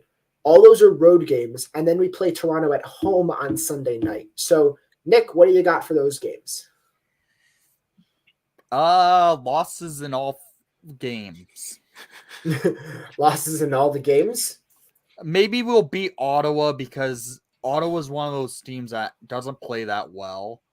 And the fact that we don't have a goalie that is actually good in Montreal, because we used to have that stat where Corey Crawford basically owned Montreal, and same with Marc-Andre Fleury last year.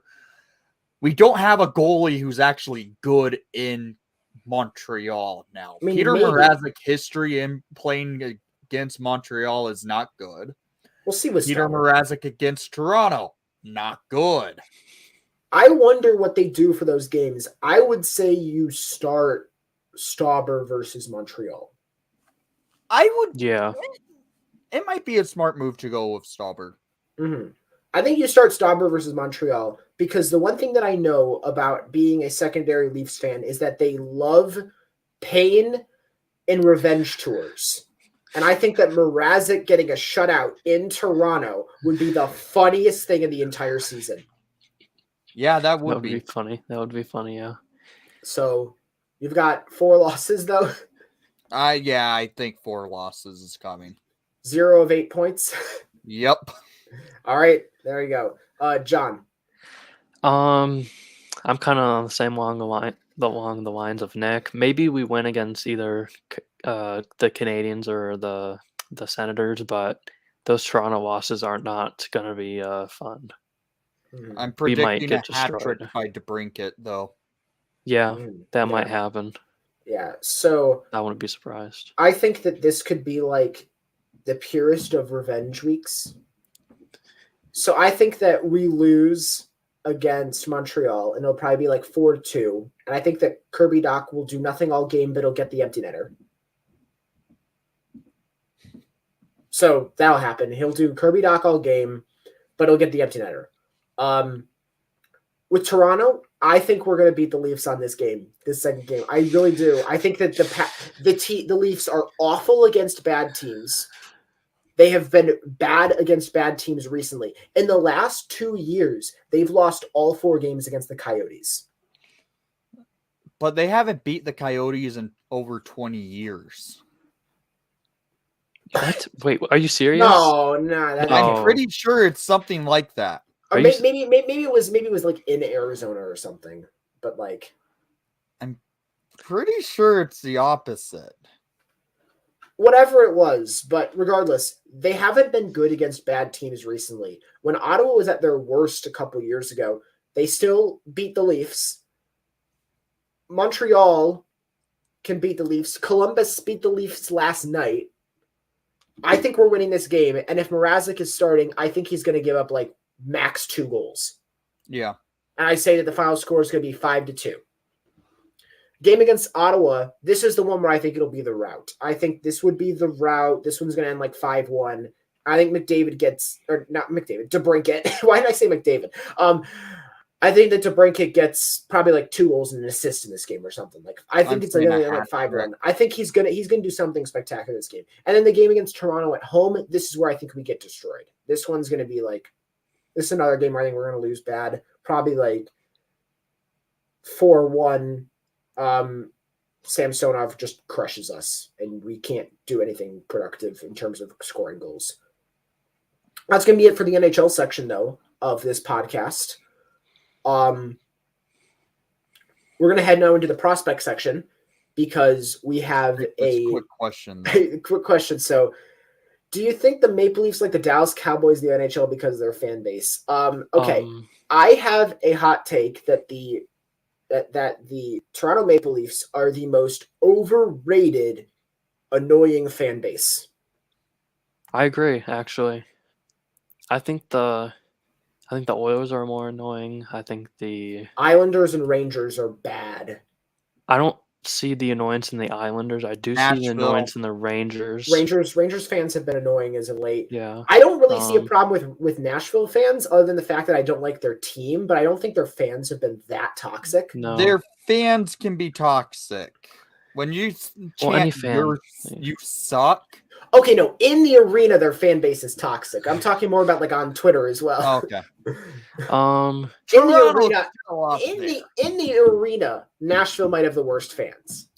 Yeah. I think the Toronto media is what's bad. The Toronto media is bad. I don't think the Toronto fan base is bad. Toronto media still thinks they're the greatest team in hockey when they haven't won anything since '67. Mm-hmm. But I also think that the fact that it is Toronto just gives them a lot more. Like, there's a lot more hate that they receive just because they are Toronto. Like, all these other Canadian teams, none of them have been good in a while either. The Florida Panthers, until last year, hadn't won a playoff series since they reached the final in 96. They hadn't won a playoff series in a long time either. Also, we missed a they performed worse against the Lightning last year, way worse than the Leafs did. And because, no one cares about Florida, everyone just laughs at the Leafs. We missed a question by Brian. Yeah. Let's pull up Brian. So the question's about Colby Barlow. I wouldn't draft Colby Barlow before 7. And I don't think we're going to have a pick as low as 7. So I think that I wouldn't really think about Colby Barlow being an option for the Hawks, because I think that the lowest we could pick at all is like 5. I don't think we're going to pick below 5. What's he projected at? I think Colby Barlow is like anywhere between like 6 and 8 or so. Okay. He's a good player. He is talented, but I don't know if he's the kind of guy that we view as someone who could be an option for us with our own first-round pick. Yeah. Maybe a different first-round pick, but, we're just worse than that. We're just worse than acquiring Colby Barlow in the draft. Okay, I just saw Flyers mentioned as the worst fan base. The Flyers fans. Yes, I'm gonna. Philly I don't fans see in any. general. Flyers fans are bad. Okay, Flyers, but of course that entire city is toxic in terms of sports. I don't know if there's any part of that city that has positive connotations with our sports fan base. Maybe the Sixers. But even then. Yeah, I could see where you're coming from. The thing with Philly, they always have that toxicity when it comes to their fan base. They've always been known for that throughout sports. So it's interesting. I tend to not get involved on the side of what team has the worst fans, because every team has the worst fans in them. Hawks, right, every team I would admit, there's some bad Hawks fans. Some bad Hawks Twitter accounts. Yes. Yeah, but that is going to be everything for our NHL section. We're going to do a quick little talk about our Rockford will come in a little bit, but I want to get into some prospect news first, because if you didn't know, Frank Nazar is back. Yes, he is. And we can officially confirm last name pronunciation is Nazar. So the first syllable is I've always heard like Nazar or Nazar. It's kind of weird because like it's one syllable pronounced one way and then the other syllable pronounced the other way. It's Nazar. So that can confirm that's how it is, because I had heard some problems previously about like someone talking about like, oh, it's Nazar. Oh, it's Nazar. No, it's Nazar. So Frank Nazar the third was back this weekend for University of Michigan, playing against Michigan State. Goal. It was a really nice goal. I watched this entire game. I watched both games. I watched the entirety of both games. I was really, really impressed by what I saw, especially for a guy coming back from a major hip injury. I believe it was hip injury. Yeah, I think it was a hip injury. The things that I noticed the most, he's seen as more of an offensive skill guy, but he's not afraid to hit people. He's not like going to shy away from that. It's not like the kind of thing where he's just going to not do that. And he is willing to forecheck. I did notice some times where in the defensive zone, he was kind of disengaged at moments where he wasn't really paying attention, playing not as aggressive in those moments as you would hope. But I think those are things that will come in due time. When he's on, he's locked in. And I really do like that. In terms of the skill and the skating, it's obviously fantastic. In the first game, he was trying to skate through a couple too many guys, which I guess I would just say as he's making the jump from the USHL to the NCAA. And that's a pretty sizable jump that, takes a bit of time to get used to. Oh, I'm playing against better players. Mm-hmm. And then along with that, the goal that he had last night was great. He ended up getting out on a 2-on-1. I'm actually going to share screen the actual goal. Yeah, this was. I lost my mind when I saw this. I was like, I saw this we goal. I will give lost. credit to ESPN for broadcast because that's who broadcasts the game. Yeah. Let me try and pull it up here. Hang on. Yeah, hopefully that this is able to work. But it was a really fantastic goal. The play ended up coming out to him. He ended up getting the puck out on a 2-on-1 on the near the right on the right wing. Which he was playing right wing last night after playing center the previous night. He had played 3C the previous night. How he had played 3C to get back into the game against Michigan State on Friday night. However, that night, Adam Fantilli got ejected. Did he? Yeah, he got ejected because of a fight. And when you get ejected for a fight in college hockey, it's an automatic 1-game suspension.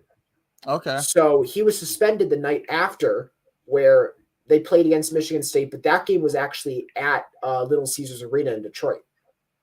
Okay, I did not realize he got into a fight. Well, their definition of a fight in college hockey is you throw one punch.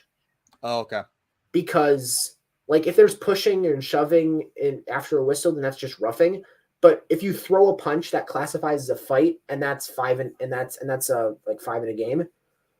So there were one player on each team got ejected for a fight that game. They were both suspended for the next game as well.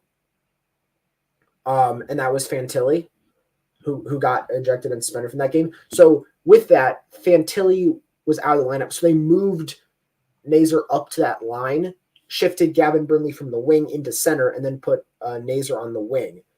At times, Nazar was taking faceoffs. At times, he wasn't. It was kind of a rotation in and out. Michigan kind of plays fluid, kind of like positionless at times. They're like the closest thing you could have to positionless hockey that I've seen. Very often you'll see the players shifting positions, being in different spots. You obviously have defensemen and forwards, but the forwards are often very fluid in terms of where they're playing on the ice. But the goal itself was a really nice play by Nazar to read the 2-on-1 really well. The defenseman gave him the shot, and he took the shot. He didn't try to force the pass. Took the shot. Really nice celly, and like the call me celly. It was really cool at the end. It was just a really fun. It was a really good moment to see. I thought it was fantastic that happened. How many points did he have? How many points did he have? Yeah, he had 2 points on the night. Okay. And the second point was because it was in overtime. Wasn't a primary assist. So it was on overtime. Here's what happened. It was an overtime. Goal for Nazar. We'll show the goal first, so you can see this whole play envelop. He ends up stripping the puck there, almost gets tripped. The defenseman tries to forces him to shoot, but he ends up deciding to take the shot and not force the pass, and he ends up scoring the goal. Really good awareness in that situation. He starts the play. There's a shot that could happen, but he decides not to. There's a pass across crease that could have happened, but it was a much riskier play. So he takes the shot instead, and he scores the goal. A really good play there by Frank Nazar. And then the other one with the goal in overtime. Here's what happened. So Michigan went down took a penalty in overtime. So then that penalty was cleared. So by the time this goal was scored, it was actually 4-on-4 in overtime because they were at 4-on-4 and there hadn't been any whistles yet. So they hadn't switched it back to 5-on-5 yet. That's back either incredible or so they were at 4-on-4. They were playing 4-on-4 in overtime, and because they didn't have any whistles yet, so they were still staying at 4-on-4. What happened was, I think it was Gavin Brindley who took a shot from beyond the circles. Nazar got a tip on it, so he got a deflection on the shot, but the shot was always going wide. The shot banks off the boards, and it falls to the stick of Luke Hughes, who's on like the left half wall, cutting inside, picks up the puck, shoots, and he scores with like less than a second left in overtime. No, wasn't there no time left? Well, yeah, pretty much. Okay. But the official time after they realized it, because obviously you stop the clock once the goal is scored. But afterwards they saw and they realized that he got it off in time, and it was like 1 or like 0.9 seconds left in the game when the puck actually crossed the line. It was just a hectic moment. Obviously, big rivalry as well. Important game for Michigan as well. It was the last regular season game, playing against Michigan State, heading into the Big Ten tournament next weekend. Why were they playing the game at Little Caesars Arena? Just kind of a vanity event. They do this every year. It's like a rivalry game. So they have games in Ann Arbor at their arena there. They have games in East Lansing at the arena for Michigan State, and then every year they have one game where they go to Detroit and they play there, and they call it the Duel in the D. Is the whole thing. Okay. Yeah. Again, the video clip is not belong to us. That's from ESPN. Yeah. For fair use, we're showing you guys that. I don't want copyright. Yeah. But he played very well, and he was one of many Blackhawks prospects who scored a goal yesterday. Yeah. Samuel Savoie scored a goal yesterday, and actually got the first star in a game where he was not the leading goal scorer. Oh, Michigan play against Ohio State outdoors next weekend in Cleveland. That should be fun. I'll have to try and tune into that, because that's Nazar versus Jake Wise, so that's interesting. That should be a fun game. It's also Dylan Duke versus Tyler Duke, which is funny. Are they at all related? Yeah, they're brothers. Okay. Yeah, they're brothers. The Dukes are duking it out. Yeah, Duke was a Lightning prospect. Dylan Duke was a Lightning prospect. Tyler Duke went undrafted, but probably should have been drafted. He's just a small defenseman, so no one wants him. But with that was that game. I also want to quickly mention about in terms of all the prospects score last night. Kevin Korchinski had a goal last night. Good. As well. Aiden Thompson had a goal last night as Isaac well. Phillips. Isaac Phillips did as well. That was Rockford. There was also, as I said before, Samuel Savoie scored last night, which was good. And then there was one more, along with Nazar, who scored. I can't entirely remember who it is off the top of my head right now. Oh, Gavin Hayes scored last night as well. Okay. And then the night before, Paul Ludwinski scored the game-winning shootout winner, and he also did a gritty. All right. So now we have both Savoie and Ludwinski who have grittied on goals that they've scored this season, which is fun. Oh, the gritty. Yeah, it was. It's a fun little quirky thing that we can discuss. The gritty prospects. All right, and with that, let's get into our Rockford report for the week. All right, so Ice Hogs played 2 games this week, Friday and Saturday night. John, how'd it go? It went okay. We got 2 points out of a possible 4, so we moved up to 3rd. We are 1 point ahead of the Moose. They play tonight against the Marlies, so hopefully the Marlies smoke them, because we want to stay in that 3rd spot. So first game, we lost 2-1 in the shootout against the Admirals. I think we actually played pretty well this game. I didn't watch it, but based on shot charts, and then 46-31. Yeah, 46 shots. We didn't give them too many chances, but they did have their fair share. We went 0 for 7 on the power play. That's not good. That might be a season high. But silver lining is they also went 0 for 4. So yeah, good penalty performance. Rockford goes back to their old ways, and what's in the first goal of the game in the first period? Cole Schneider scored this goal. 8 minutes and 36 seconds in. And then Gutman ties it in the second.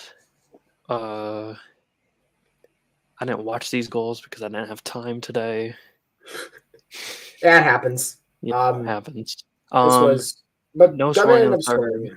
No scoring in the OT, obviously, because A lot we of went penalties, to the shootout. though. Yeah, A lot of penalties, and one very frustrating penalty. I remember seeing this, and I was like, so we were in overtime.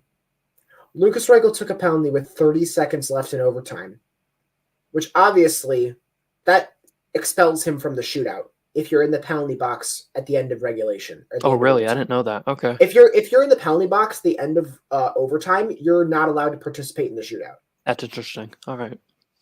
Interesting. I did not. Yeah, and he was unable to take a shot in the shootout, and the Ice Hogs lost 2-0 in said shootout. So, I did watch a little bit of the shootout. We have this weird thing where we can't hit the net. So both of our shooters didn't hit the net. Maybe and Lucas Reichel would have helped. Yeah, having that would have helped, or having Lucas would have helped. Soderboom had an odd performance in the shootout. Usually he does pretty well. He led in both goals in the shootout. So can't win them all in the shootout because I want to say we have a positive record in the shootout because we're pretty good. There was the one other thing that happened though. Yeah, and we'll get into that right now. So we should have won this game. The game that we had yesterday. Oh no, not that. Oh. No, there's another element. At the end of the shootout.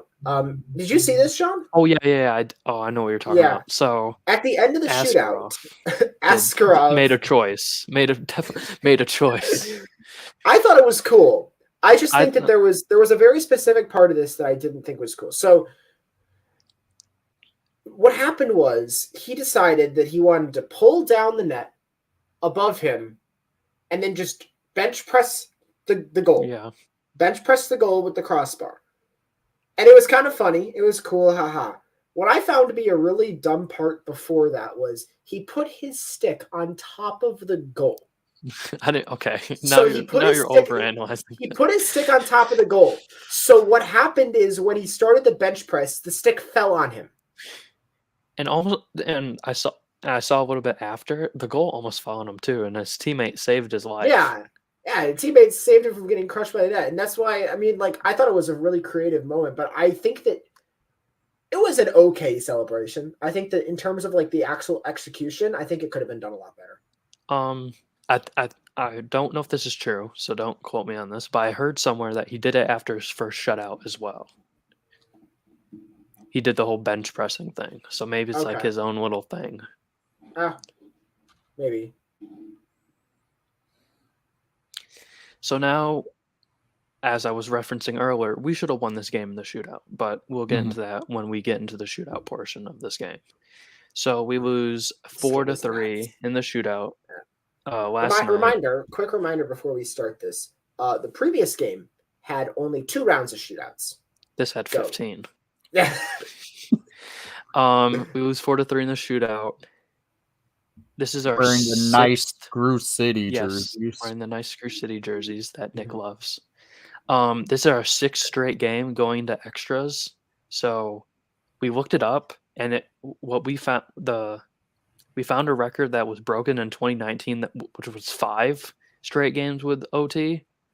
I couldn't find anything that makes it believe that was broken, because obviously we have 6 here.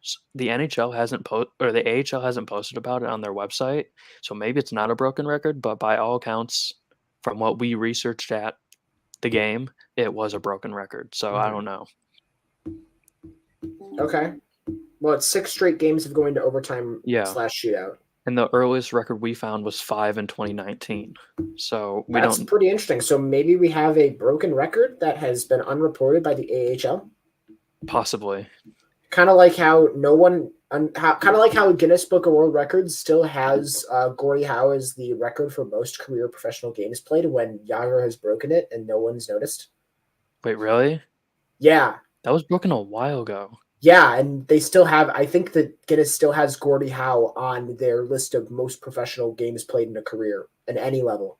And that's weird. Okay. And now Yager has the most ever professional points as a professional hockey player. Yeah. All right. So that's definitely interesting. So we outshot them again, 41 to 34. I'm trying to see this shot chart. Where'd it go? Okay, so yeah, we didn't have that many chances, but neither did they. Everything was on the outside for both teams. So pretty even in my opinion. So we actually get the first goal of the game. Nick mentioned earlier Isaac Phillips got this goal. 38 seconds in, so I didn't even see it because we were preparing for intermission stuff. And then Cole Schneider scores again to tie the game. And then Cole Gutman gets another goal. So he's been hot recently. I should mention that both Schneider's goal and Gutman's goal were power play goals. We were 1 for 5 on the power play. They were 2 for 3. So not a great night for special teams. So then, excuse me. The Admirals tie it with Jordan Gross. Another power play goal in the second period. And then Tyler's favorite Ice Hog, Mike Hardman, scores a goal to tie it again. Or no, to take the lead. And then John Leonard tied it. Ah, yes, John Leonard. Sharks legend. I'm going to pause this for 1 second just so we can go on, finish that quick little tangent. Nick, can you pull up the screen that I'm sharing? Yeah, what is it?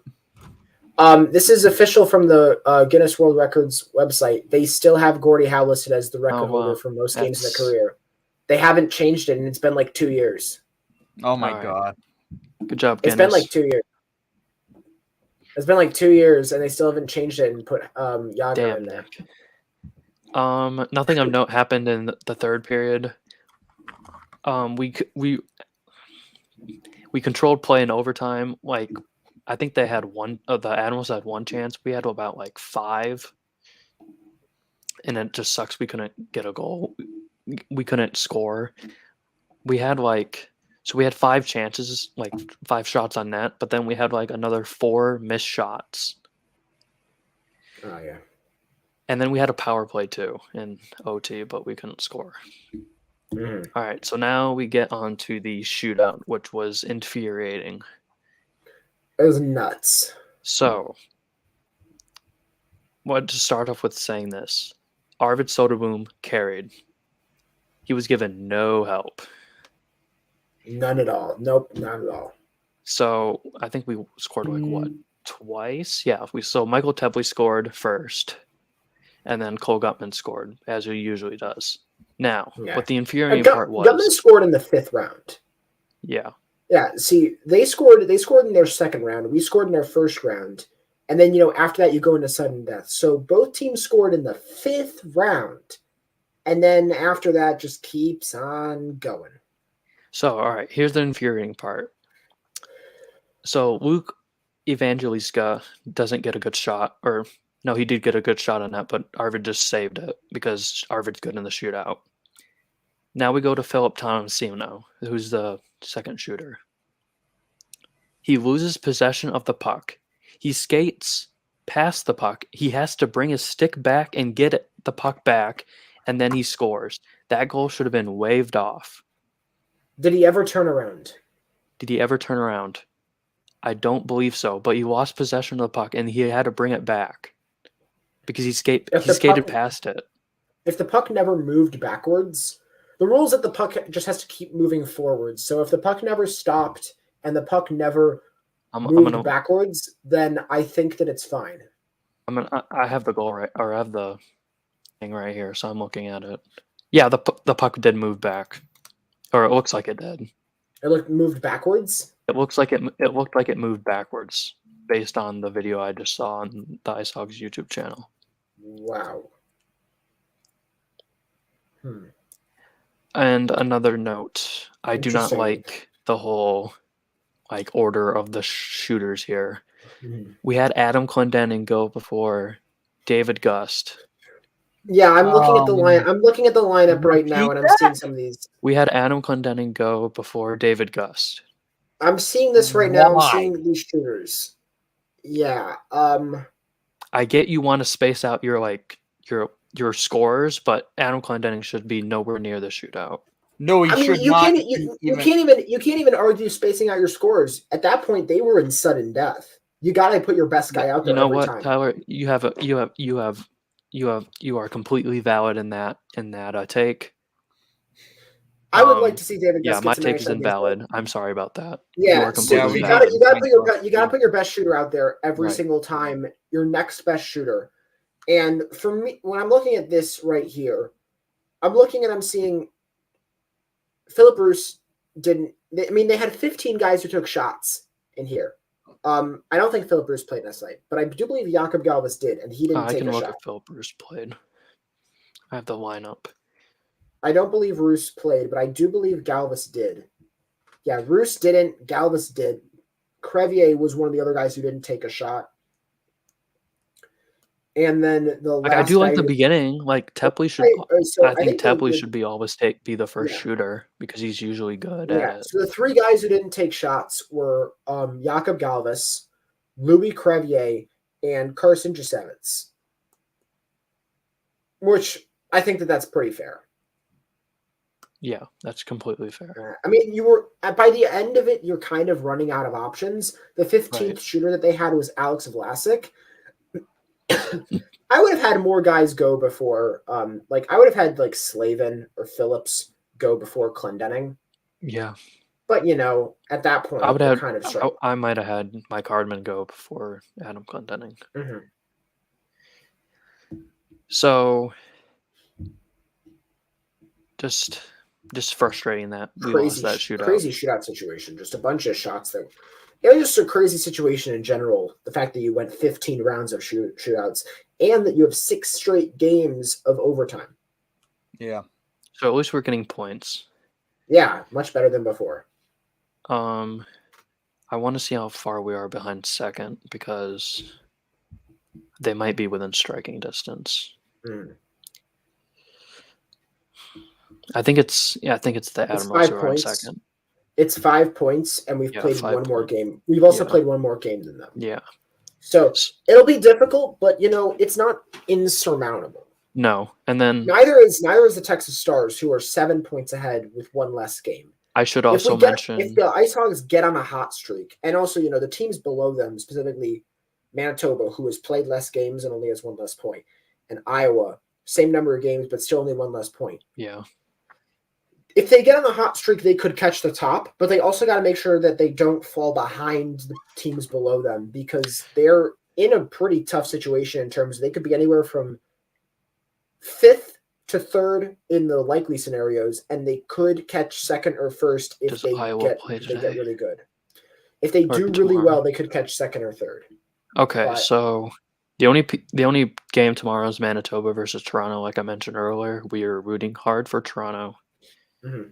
Who does Iowa play next? Well, they don't play for a little bit. Iowa plays the Ice Hogs later. They play 3 times. Iowa plays Manitoba 3 more times this month. And then that's the end. And then that's the end of the Ice Hogs playing against the Wild. They play this team way too many times. Yeah. So on Wednesday, the Iowa Wild play the Manitoba Moose. I don't know who we want to win that game because I don't think I think in the end it really won't matter. I think you just got to focus on yourself. We also play that night too. So if we win, let's just say this: the Ice Hogs need to win quite a bit, win enough before after the trade deadline, because there's going to be players on Ice Hogs roster getting called up to the Blackhawks after the deadline. I have a question about that. Mm-hmm.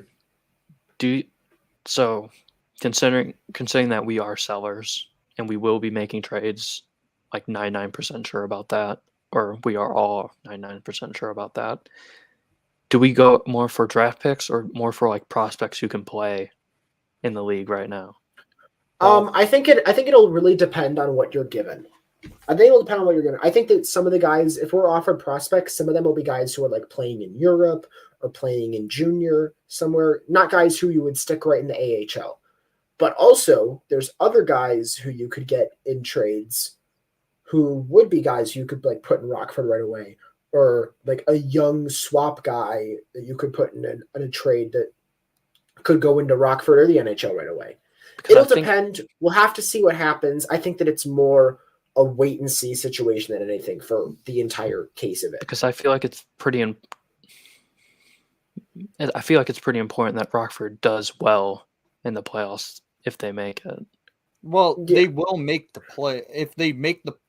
This is the thing: the Ice Hogs need to win out before the trade deadline in the NHL because players like Reichel will get called up to the Blackhawks to fill in roster spots. Yeah, and obviously it's a minor league team, so you want success there, but you don't need success there. No, we don't need it. But it would be good. Be nice. It would be really good. Nice. It would be really good for some of these guys to get like, hey, early in your career, you can say that you went on a Calder Cup run. That's cool. That's something that it's something you would like to be able to have, like playoff experience at a very high level at a very young age. And those are guys who, if they perform well against the other best players in the AHL and we prove ourselves against those guys, we can say, hey, these are guys who can step in next year. We've already seen it from Phillips and Reichel. There's definitely promise with both of them. Yeah. And we saw it with Roos. There's definitely promise there too. So we'll have to see more there. But I think that we shouldn't base our decisions off the Ice Hogs being good. We should just, make sure that the players who are there. Oh no, I'm not saying that. We should obviously just make sure that the players who are there are put in positions to succeed. And now that Soderblom is back to performing at his best, as we had seen previously, I'm happy with that situation, and I think that now that's a place that we can say again. Okay, now we can say again the Ice Hogs are a place you want to put players to develop them, because for like a couple weeks there it was a little bit testy, but now I think we're back. I wasn't saying we should base off Soderblom's black mask and pads worked perfectly with those Screw City uniforms. Much better. I wasn't saying we should base our decision on on trade deadline moves off the Ice Hogs. I was just simply asking the question. Like, what's going to happen to the team after the fact? Yeah. We'll see. We'll have to see. It'll depend on because it could be rough. It just depends on how many of the assets we receive are picks and how many of them are people. Right. Because if things go more towards a pick route, it could be rough. And we will also have to take on some salary too. Right. And there will be teams who will be willing to give us stuff to take on salary. Right. Because the Hawks have so much salary cap space, they're going to weaponize it. Oh, we have to. We're going to have to. It's not even just that we want to. We're going to need to do that. So, we have some questions. I agree. We should definitely sign David Gust. Yes, he's been good this year. We should definitely give David Gust an NHL contract. I think that at minimum he deserves the opportunity to play some games in the NHL. Because again, I thought he had a pretty decent preseason as well. He did. I thought he was lively in the preseason, and it really sparked his impressive AHL All-Star campaign. So I could see David Gust getting a contract right after the trade deadline. I hope he does. And then I think that we're going to end the podcast with one final question. Today's Super Bowl day. Today is Super Bowl day. So, Nick, Chiefs or Eagles, who do you think is going to win the Super Bowl? This was a tough one because I'm not big on either team, to be quite honest. I'm going to say it's going to be a close game, and we'll see the Eagles pull out the Super Bowl win with a score of 41-38. Yeah, close game with the Eagles winning it in the end. John? So I'm in a very nice situation this year, or the last 2 years have been. I'm happy with whoever wins, really. I love the Chiefs. They're probably my second favorite team because Patrick Mahomes is there and he's just electric all the time, 24/7. And then I love the Eagles too. They're a good story. I was not big on Jalen Hurts, but now I am because he's proving me wrong. So I like when guys do that. So I'm happy with whoever wins. I'm just cheering for a good game. I think that the Eagles. It's a tough one. In the end, I It's do going think to the be a Chiefs will close win. game. I think it will. I think it will. the I think Chiefs will that win. I don't think the Chiefs are as complete as they've been in previous years. That's a good point. I don't think that the Chiefs are as complete as they've been, like when they won against San Francisco, or even like that year where the Patrick Mahomes' first year starting. I don't think they're as complete of a team now as they are back then, and that's going to continue because of the cap crunch they're going to keep on having. Because of that salary they gave Mahomes, It's like $100 million. And of course, the situation you got I there is, I think that the way you got to say it is, you kind of had to. Right. Yeah. You just kind of had to. There really was no other choice. But the Eagles have been so dominant this entire season. 450. I don't know if there's been a game where they've looked bad at all. There's been barely any games where they've looked bad. They've consistently been dominant the entire season. Oh, They've still have elite. They're elite in the trenches in both offensive line and defensive line. They're still that way. They've always been that way. I think they'll win it, and I think it'll be not quite as close as many are saying. I'm going to say something closer to like 35-24. Okay. I forgot to mention during the second Admirals game that it was Adam Clendenning hat night. You designed this hat. Okay. The hat's nice. It's cool. I mean, it's not a bad hat. Why does it look like it's a little made weird. out of foam? It is a little weird. Is it trucker style? Because it no, kind of it's looks not. like that. It's got. Okay. And then it's got some nice stuff on the inside. It's got an autograph. Nickname. So it's got his nick. It's got his nickname right here. It too. Clendo, and then a skyline. Yeah, skyline of Chicago. That's cool. It's cool. It's a cool hat.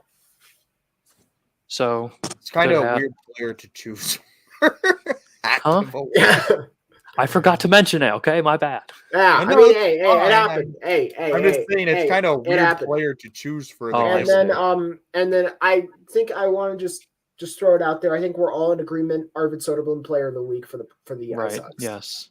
Yeah. Good week by Arvid. Yeah. He didn't give up more than 3 goals.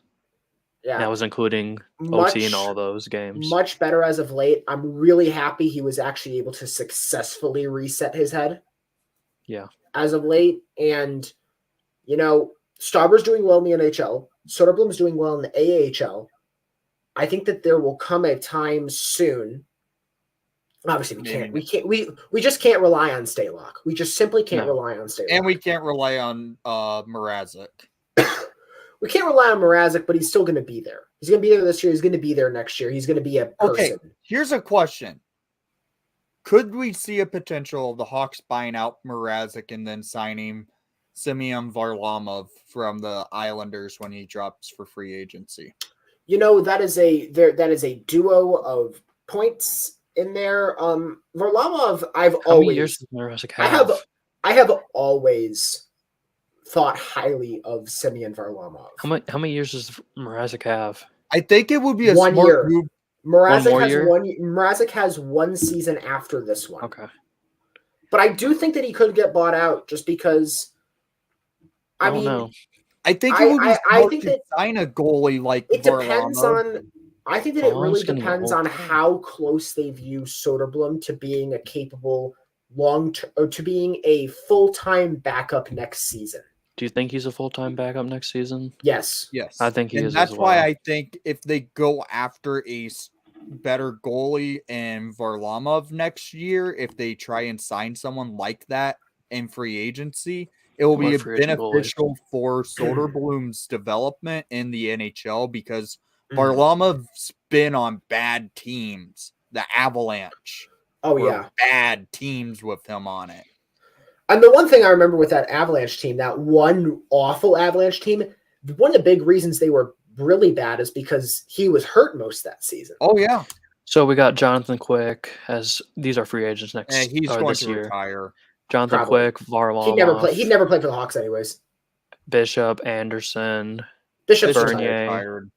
Talbot, a lot of old guys. A lot of them Jerry, a lot of those guys are injured too. Yeah. I would say the best Khudobin. bet if the Hawks want to get a goalie that's a Khudobin's veteran playing in the AHL. be Nedeljkovic, Hell no. Blackwood, Optimus Rhyme. You know, Carell. No, you said Mackenzie Blackwood. Yeah. I mean, we'll see what happens. Obviously, like who we sign next year as a goalie is not like the franchise isn't going to depend on it. Right. But we are going to need to sign some. We're going to need to sign someone. It's a We're goalie gonna to be a mentor, in my opinion.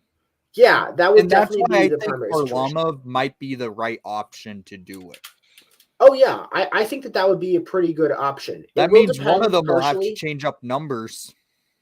It will have to partially depend on what happens with Mrazek. I think he could get bought out. I really do because it's a fair question to ask. Now I think the question it is a fair. Not afraid to use the buyout. No, he isn't. I also am going to just check right now so I can see. Thanks to the greatest website of all time, Cap Friendly. If Mrazek was to be bought out, his cap hit would be $860,000 next year, and then $1.4 million the year after. That's like nothing for the Hawks. They could easily do now the that. the $1.4 million the year after. That's the one where you're looking at and you're like, see, you're just adding $1.4 million to the salary cap next season. I think that maybe considering that that's the season where like you want to start being not disastrous. Yeah. Maybe you want to just have Mrazek next year and then you just don't have him the year after counting at all. But there's still going to be the thing. The Hawks are going to be fighting to even get to the cap seal, like the cap floor at that point in 2 years. Because if you could buy out Mrazek, you're going to have next year. They will be next year as well. And next year, they're going to be fighting to reach the salary floor next year. And if they buy out Mrazek, that hurts their chances. You know, I agree with Nick. I think Mrazek should be bought out. Like, we can't depend on the guy. I think it will be smart to get a better goalie to be a mentor. Right, and then we need a mentor for development. And we can't depend on the guy. Yeah, I also would say that regardless of the quality of a goalie, I think the most important thing is just having a goalie who's reliable for being able to be on the ice. Because what we've seen this year, the biggest issue between Stalock and Mrazek, they get hurt, and then you have to call up Soderblom. You have to call up Stauber. You have to put these guys in positions that they're not ready for. And sure, Stauber's thrived. And for the beginning, Soderblom has thrived. But how long until Stauber starts reaching a cold spell? And once that happens, is he going to be stuck in the NHL because Stalock is hurt? And how bad it's going to be a bad situation for him if he's stuck in the NHL because we can't send him down because we don't have the guys to keep him down. Yeah. I agree. And that's, for me, is the thing there. So I think the most important thing is bringing in goalies that are healthy. Yep. Regardless of talent, I think the goalies need to be guys who are consistently healthy because you need to have a plan that can stay as it is initially as the season goes on. Yeah. For your development of your goalies. Especially because like Comesso might be signing at the end of the season. He might be in Rockford next year. I think he could be. I think he actually will be in Rockford next year. I think he's gone after this season. I really do. Is this the what? Does he have one more year of eligibility for? He has one more year. He has one more year NCAA. I think he actually technically has two because they gave a free year back for COVID reasons. But next year would be his fourth year. Okay. And after that, he could technically sign. And you said he started playing. He started to play well, right? Yeah. He's playing better. He is playing better recently, and they're a very good team. They're heading to the NCAA tournament. They're going to be in that tournament most likely. So, for me, as I'm viewing the situation, You got to make sure the goalies you have in the NHL next year are healthy, because whether it's Soderblom, Stauber, Comesso, any combination of the three or all of them, you got to have them on sustainable development plans that aren't fractured because the goalies ahead of them are breaking. Yeah. And how long is Stalock out? Have we mentioned that? Who knows? Has no Who knows? timeline. Who knows? What even is it? Like, It's isn't a it like concussion. It's a You concussion. cannot it's get a- the Yeah, you timeline on a can't predict a concussion. concussion. Those things are toxic. You don't want to mess with. You do not want to mess with those. Absolutely. All right. And that's going to be everything for today's live stream and podcast. We'll most likely be back once again next weekend. This should be out Tuesday on all audio platforms, but it is available right now at the very end of the conclusion of this live stream on the Windy City Hockey YouTube channel. So make sure as well that you follow all of us on Twitter. That will be in the description as well. Make sure you follow our Hockey Puckcast Twitter account as well. That is spelled the same way as the podcast itself. Hockey Puckcast, HAWKEY PUCKCAST. That is the @ for the Twitter account as well. Thank you so much for joining us, Nick. It's been a interesting week, but let's go Hawks. Let's go Hawks. And John. Good to see Soderblom back to being his old self that we all love. Good to see Soderblom back. Good to see Mazer back. Good to see some goals from a lot of different places. It's been a fairly good week in terms of, the development going forward and what we've seen. We've had some bad weeks recently, but this was a really good one towards the future of the Hawks. My name is Tyler. This has been the Hockey Puckcast, and we will see y'all next time. Take care.